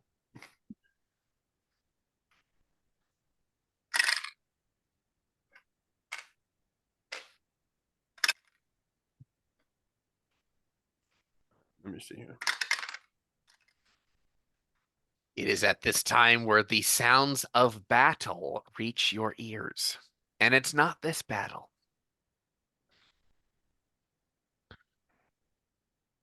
So 22 on a 12. Because I need. No, wait. 22 on a 16. It's a third level spell. Okay. So yeah, to basically push him back into the thorns. Prone if possible, but I don't think I was that strong. So what did you roll for your spell casting save? Test, excuse me. 22. Well, he stays pretty firmly planted to the ground. He makes his physique test there. Now we are back to him. God damn it, Terry. Okay. He makes an attack of 12. Oh.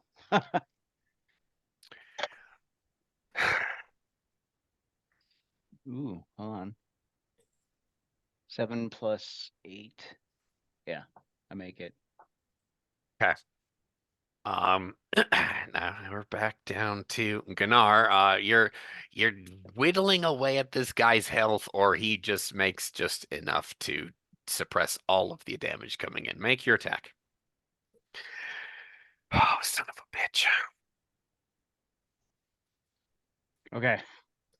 Explodes. So that's a 13, 15 plus 10, 25. 25 for his attack. God damn. Hang on.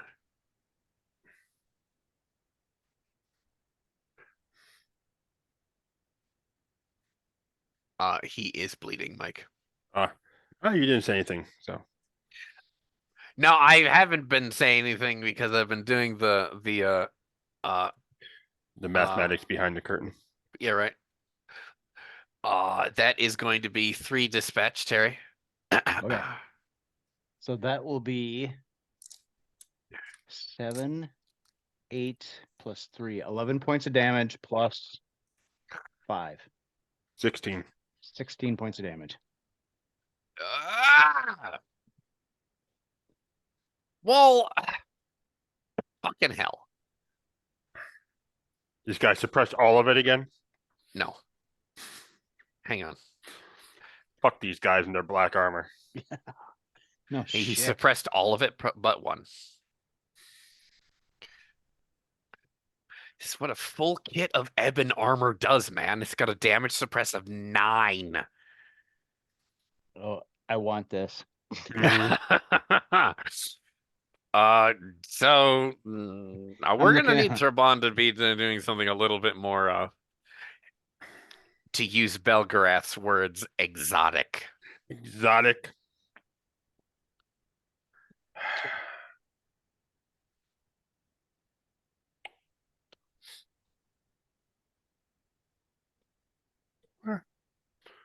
It's on you, my friend. No, it's okay. He wants to keep moving around. We can just brambles another section again. Yeah, and if his armor doesn't suppress your your thorns again. All right, do it. Do your thing. Well. Hmm.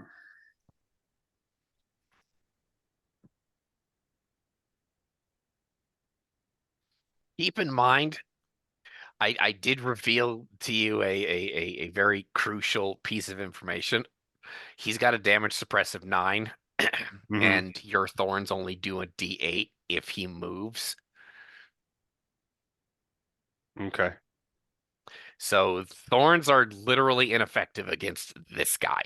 Uh, we actually never went into detail about how much damage they actually did. You were just rolling damage behind the curtain, so That's only a D8. okay. A D8 for every assuming X hex that they would move through Hmm. if we were putting this on a grid. Gotcha.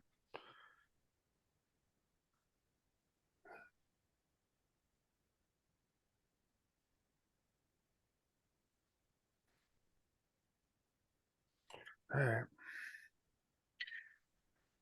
What circles does Thurbon have access to? He should have Uh, access to all of them but animals, right?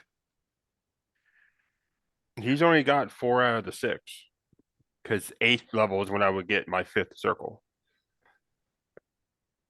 Oh, so you never took elemental spirits then, right? No, he has elemental. His 5th circle is going to be wilderness. He doesn't have anything in wilderness. You don't have anything in wilderness? Nope. Really?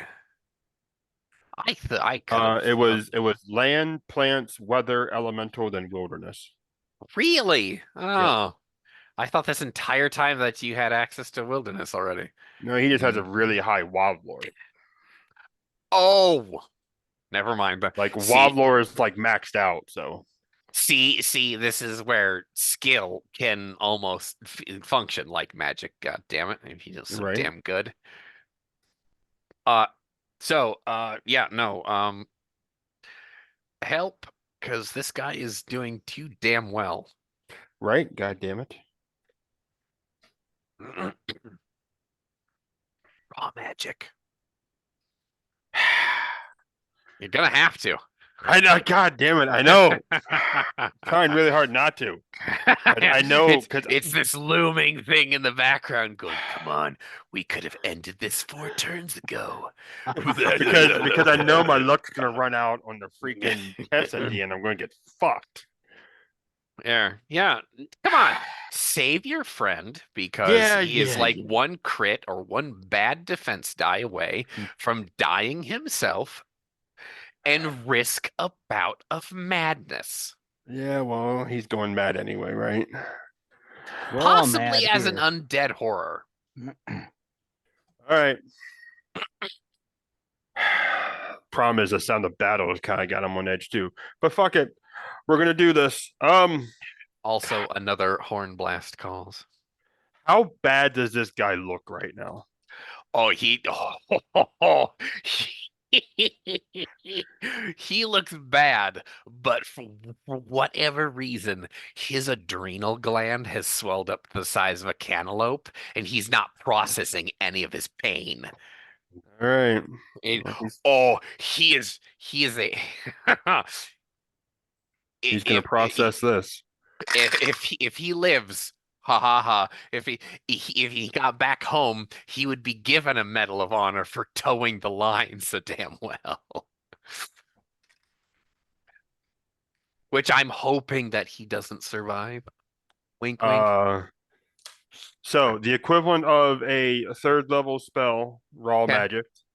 I got a Agreed. 24 on my Okay. spell cast. So he can eat 3d8. Okay. Of what? Let's see, which way is it gonna go? Just to add insult to injury because he got out of them so easily. A giant ass thorn. Oh, are you like where's it coming from? Where's it coming from? Yeah, where's it coming from? Okay. Purely aesthetics and everything, right? Yeah. actually going to come from the vines off of the trellis that got destroyed and is going to fly a la Scorpion Spear center mass. Oh, well, son of a bitch. Well, let's see his fucking armor test.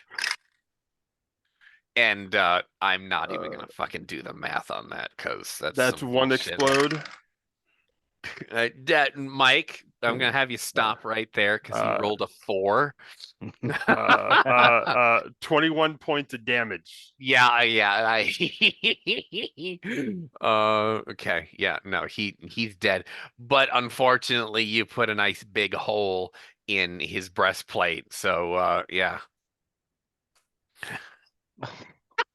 Gnar can take pieces. It's fine. Yeah, we fucking wish that we had piecemeal rules for this system. Doesn't Gnar have metalworking? He doesn't know how to work Eben though. Oh, fine. The small Uh, price to pay. Oh, I shouldn't actually call it Eben. It's technically not Eben. Anyway, It's Eben, but special. no, it's got a blue sheen to it. So no, the combat rounds don't end, mind you, as uh the bowman who had a sword in his hand, a vine thorn just grew out of like the semi-destroyed vine and then like stabbed into him, impaling him and quite literally stapling him to the dirt. You guys look up to see uh like a trio of bodies, uh similarly dressed, primordial, footmen, bodies just like rain, thud, thud, thud, in the village.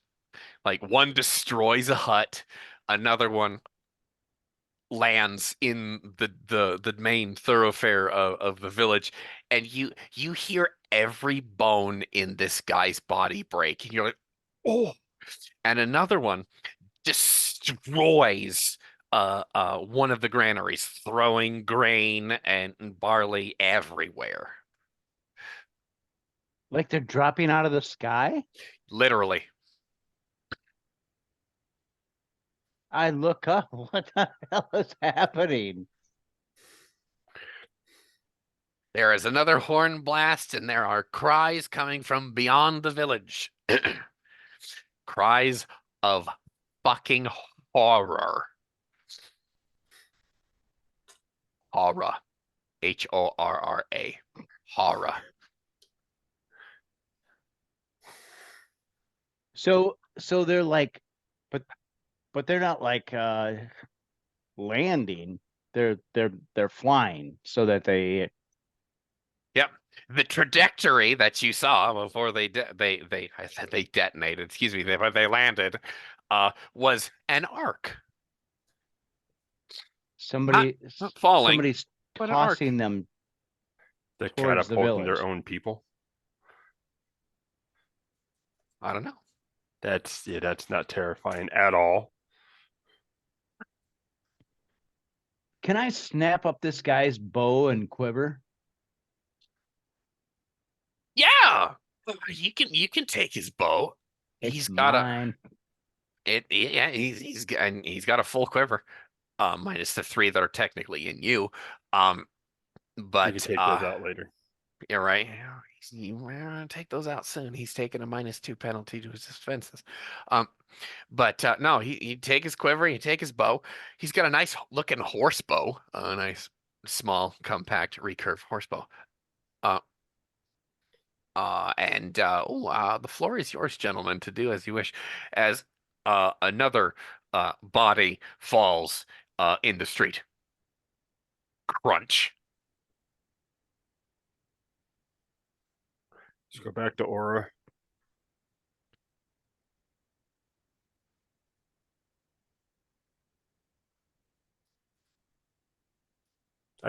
I think we should go back to Aura and get these arrows out of you, and hopefully we weren't seen completely yet. if I stop now, I'm done. Fuck. That's I right. grab up the bow and throw the quiver over my shoulder. And I'm gonna start to run towards where the bodies are coming from. Uh, as you haul ass to the edge of the village, you kind of like snake around a couple of Serpentine. their uh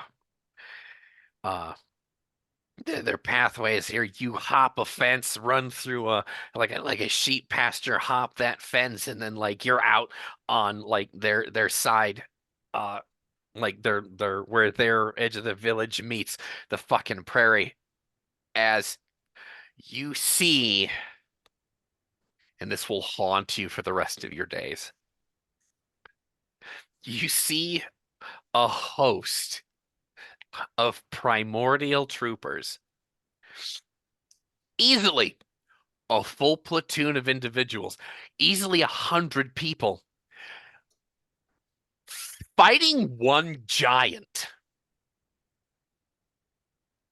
They weren't being catapulted, they were being thrown.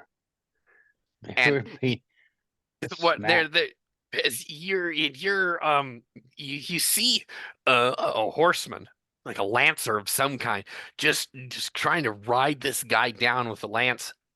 And Gunnar, through the haze of the red mist, you see like this giant like grit his teeth and haul off. Again, the horror, it will haunt you the rest of it. He hauls off like he is hunting a football. Like fucking through the goal on the other end of a football field. Horse and rider die on impact with his foot and fly. And this shit, this two corpses fly within like 40 feet of you in your relative direction. You just watch the shit go by almost in your red mist, like the slow motion of it to destroy a tower. And these the bowmen of this military unit are arrow storming. Like they're shooting arrows, and this guy is taking what looks like this giant who is 18 foot tall, mind you, who seeing like in like minimal damage, or he like it doesn't like break the skin. We don't know. He's ignoring the arrows, but the foot down near his feet are attempting to like crowd him, as he's actually wielding a two-handed mace called a siege hammer, and he swings down and he kills like 18 of them in one stroke. Boom, boom, boom, boom, boom, boom, and then just chili, black and red chili with bits of metal in it. Shrapnel goes up one side. How do you want to handle this situation? I gesture back to Thurban. I'm like, We need to go because I don't want to be anywhere near that blood. the blood. Don't touch the blood.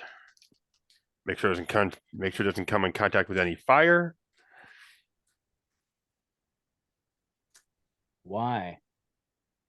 Well, because if you light the bodies, Stop! Shut the fuck up right here. Make a self-control test. me, Yes, you. okay. Hold on a Actually, second. no, not a self-control test. You make a corruption save, because that is a traumatic experience for you, sir. This is true. So a life force test. Yes, nightmare. Fuck off.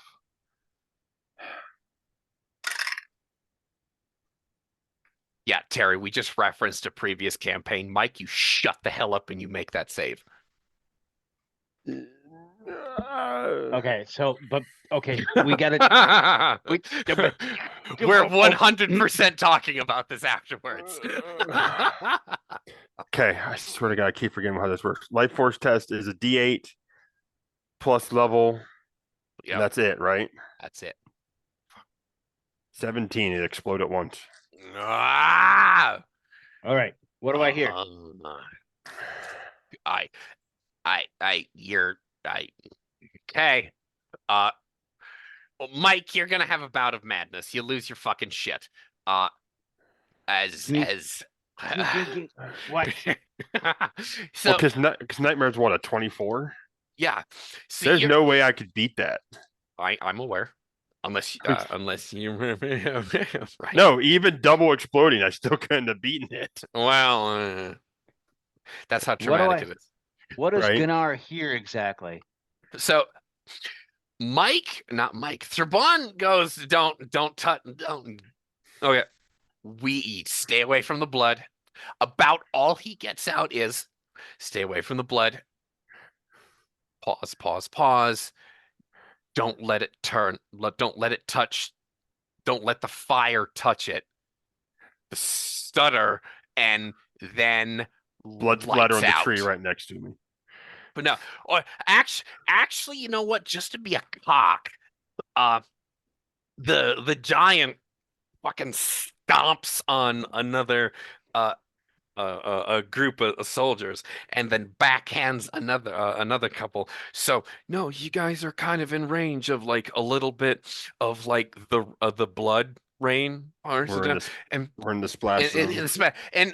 and for Thraban, as you come jogging up into like this scene, like and as soon as you're like, oh no, you're just like a little bit gets on your face, lights out. He screams and then starts convulsing and then fucking like a seizure falls the fuck over. Gunnar, you're on your own. Again. Your buddy's on your on his on is having fits. You're on your own. You're in the red mist. There is a pitched capital B battle here with a giant who seems to be like holding his own rather quite well as he kills another dozen soldiers. They're +7 here. Okay. They are, excuse me, hang on. They are the platoon currently is just below half strength. It's just you, man. Okay. Gunnar hears bits and pieces of this. Is gonna rip off a section of cloak and tie it around the end of an arrow. Oh no, don't, oh fuck, don't, oh. I'm not there. Is there any type of fire source around here at all? I mean, do any of these huts have like a fire going on? Am No, I because it's raining. all right? Gunnar's gonna do it himself.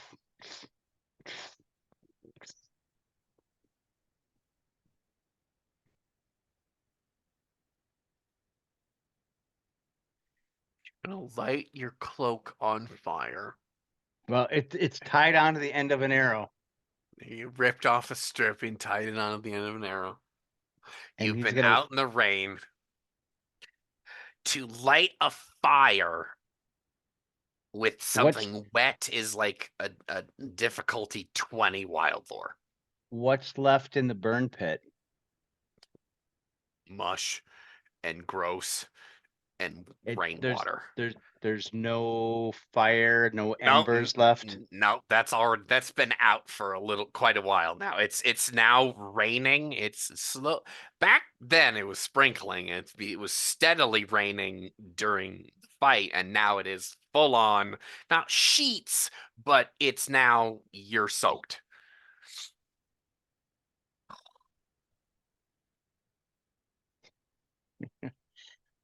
Mike, this is the last session of a lingering sickness all over again. Yeah. Why do you think he has PTSD? Gunnar's gonna look at the huts nearby. Are there any of them with smoke coming out? Of course there are. He heads towards the closest one. God damn it, man. You coincide to see someone's sweet old grandma making tea on a fire. And I just put up my hands. She looks at you. I She stick the screams. edge of the arrow into the fire. Fuck. I run out. And he actually has a level 10 in projectile bow. He's gonna fire that son of a bitch towards the battle. Hey.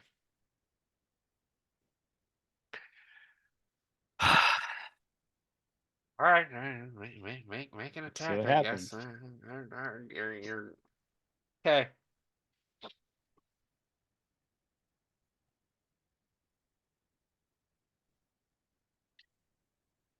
Uh, mm. Make an attack roll, Terry. This is All going to right. be the end of the session if this actually the end of the campaign if you do this though. Are you sure you want to do this? It blood fire and there's like a platoon of them. I know that. I know that. 18. Oh my god damn it. All right, fucking fine. Mike, I mean, primordial blood isn't like an oil slick. It's not like gonna go up in fucking flames. Uh, but the fumes are in fact fucking poisonous. You're gonna get the arrows within some point there, and it's raining, so you're really not gonna make you're not gonna start a brush fire or a prairie fire or anything like that. Uh, so um, that's your turn. Since you're technically participating in this combat. What else are you doing? He's gonna grab Tharbron and start pulling him backwards away from the battle. And he's probably feeling his strength ebb. Like he doesn't have any immediate enemies to fight. And so he knows he's very conscious of like, I gotta get him back to safety as fast as I can. Okay. Uh, right. Let's see here. Since I'm doing the narrative combat here, In the back of his lizard brain, he's thinking, Loom Woman.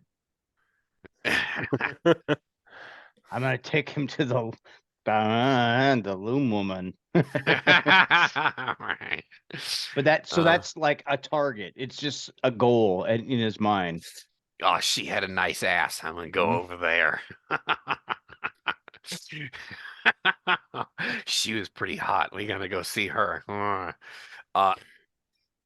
For so safety reasons. yeah, she's got a nice ass. She's a good doctor.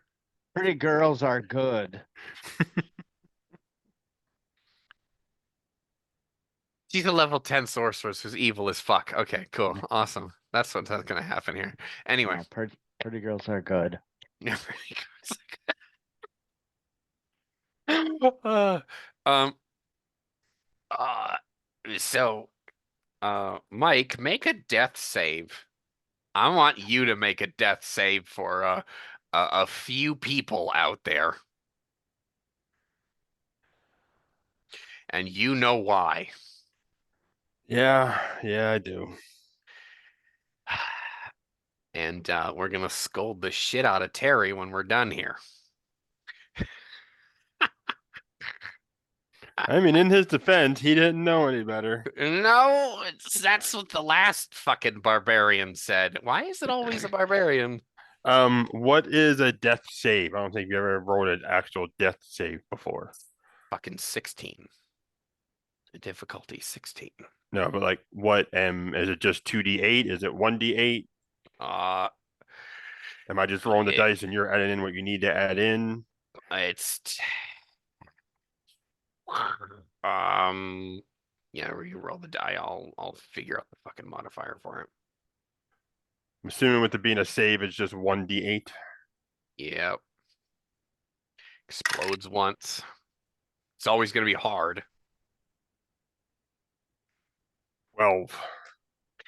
God damn it. All right. Also, out of curiosity, has Thurban found out if he still needs to breathe or not? Being a revenant? We'll talk about that later. That is open for discussion in his next nightmare. Yeah. If he has a next nightmare. You're right.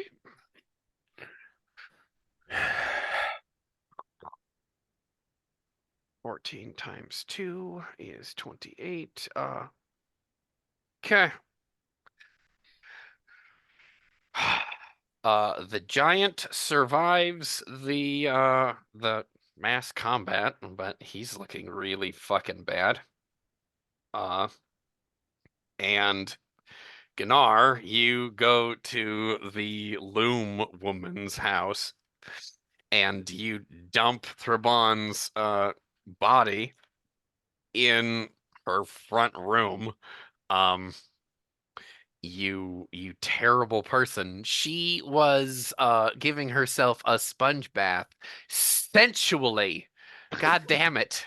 And you Oh my god, I pass need out these on her arrows floor. taken out. Or you pass out. No, that will actually be the fucking end of tonight's session. As she was bathing in her wash basin there, the giant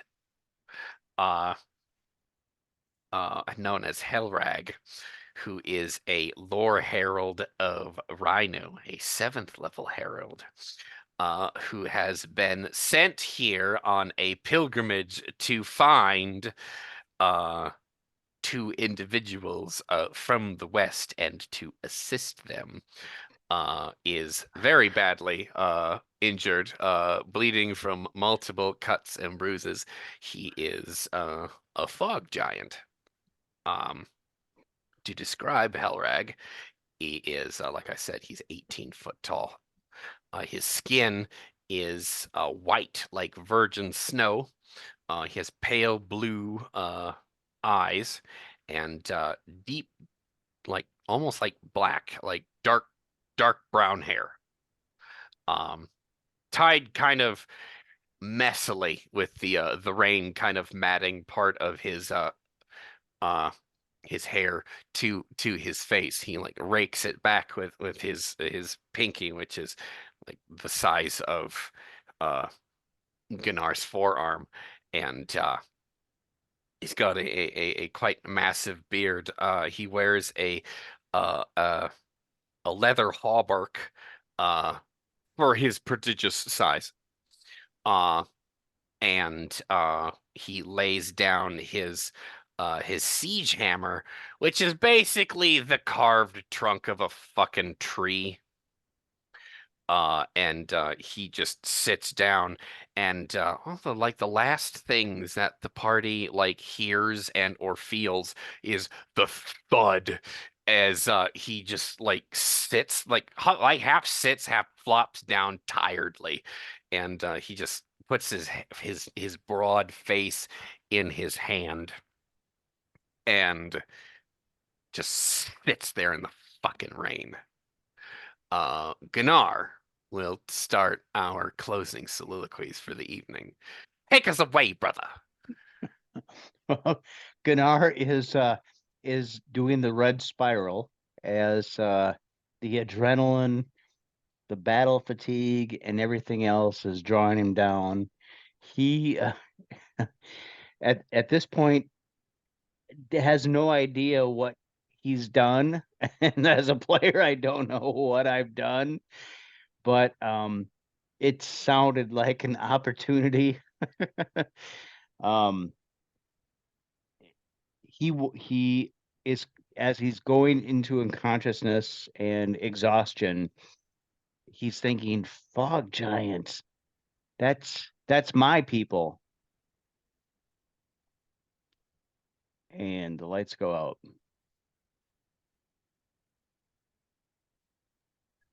Thurbon, in the realm of Morpheus, the not nice one. We're talking about the mean, prickly, creepy one, where it's mostly nightmares and God and awful. You're reliving those last scenes from your previous traveling companions. Last time, you fought primordials, and there was just a very innocent tribesman, a younger barbarian than Gunnar at the time, expressed some superstition at, well, if we don't burn the bodies, they'll come back as the Walking Dead. And everyone went, oh yeah, no, just exhibit your tribal superstition. It's fine, no, leave him do it. And then there was the next moment of, and a body dropped. And then the hobgoblin shield maiden died in her sleep because she couldn't not breathe in the fumes. The Umbriad agent, the assassin that you had been traveling with, who was working his chemistry at the time, smelled it and died, falling over into the fire he was tending. And then it's just you. You're reliving this nightmare. You see this, and you just like in this dreamscape, the flames go from orange and peaceful to purple and black and smoking. And it's in this nightmare, the smoke becomes a maw and fucking swallows you, and you scream. You scream. But no sound, the sound comes out, but you're also standing there in the smoke, not breathing. You're just standing there awkwardly, waiting for something to happen. And nothing does. And then there's a flutter of like purple silks. And then a male's voice cackle at you. A spiral of horror continues. Well, and then there's the Shihan who died, and then there's Ukion who passed away. That troll slaying you in the mountains, and there's this whole fucking cycle of terror. Something might happen to your sister if she does not move from her village. You have this horrible premonition that Enavir is in horrible danger if she stays put. But I'm here and I can't save her. All these fucking the energies of this nightmare, and then the fits and the jerking, and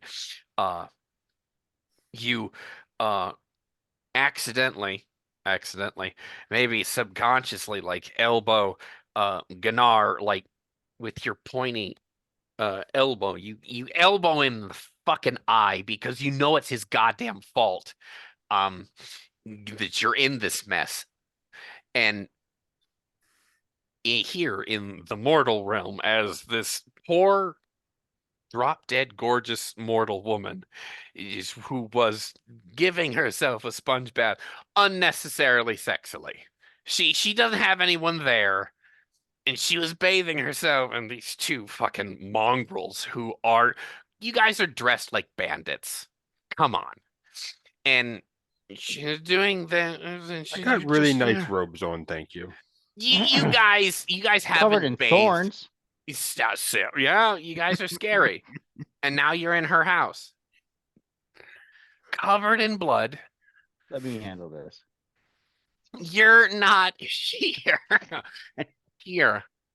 But anyway, no, so Serban, describe the series of horrific nightmares and being so goddamn tired. Take it away. I mean, yeah, it's just at first, it's like he's seen it. It's like he's there for the first time again, and like when the when the primordial got burned, bodies dropped. He screamed, he ran, he didn't look back. Shihan dies. He screams, smashes the ruby. You know, that fades. He stands there looking defiantly at that fucking troll, like, fuck you and all of your people. And then he gets turned to a goddamn railroad spike. But then when it happens again, he doesn't scream so much as he tries to do the feudal thing of stop them. No, don't burn the body. Knowing in the back of his brain, he can't change this. They can't hear him. Nothing's going to change. But still, no, don't do that. Get away from there. And running to the shield maiden, trying to wake her up. Basically, all of that. If I did this scenario, they would still be alive, like guilt trip. And Shihan comes back around. He goes out and, you know, he would try to get between Shihan and Ukion. More than likely, they would both look at him, think he's Endukaga, and just shit would keep going downhill. The troll one's the one that actually wouldn't change. But that one, he just looks in defiance, like not so much a moment of clarity and horror, but just, I know what happened. I know what happened after this. This is still the hill I died on. And that's like his one, like, defiant linchpin moment of this whole horror train ride. And it would just keep going. And for some reason, he cannot get himself out of the whole I can still help them bit. Even as the smoke envelops him and he hears the laughter, it's still like, no, I can help them. I can help them. I can help them.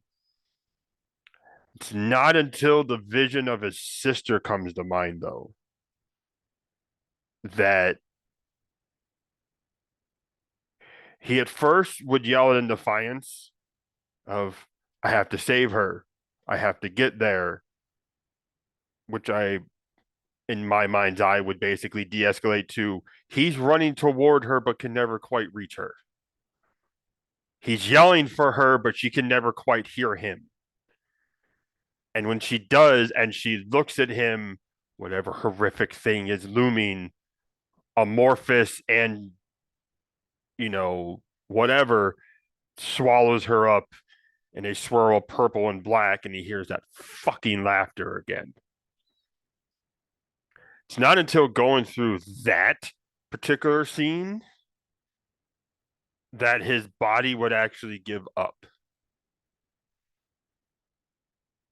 He would actually, after doing it to him countless times, he would finally just drop to his knees, be like, I'm tired. I can't do this anymore. I have failed everyone. I have failed the world. And I am tired.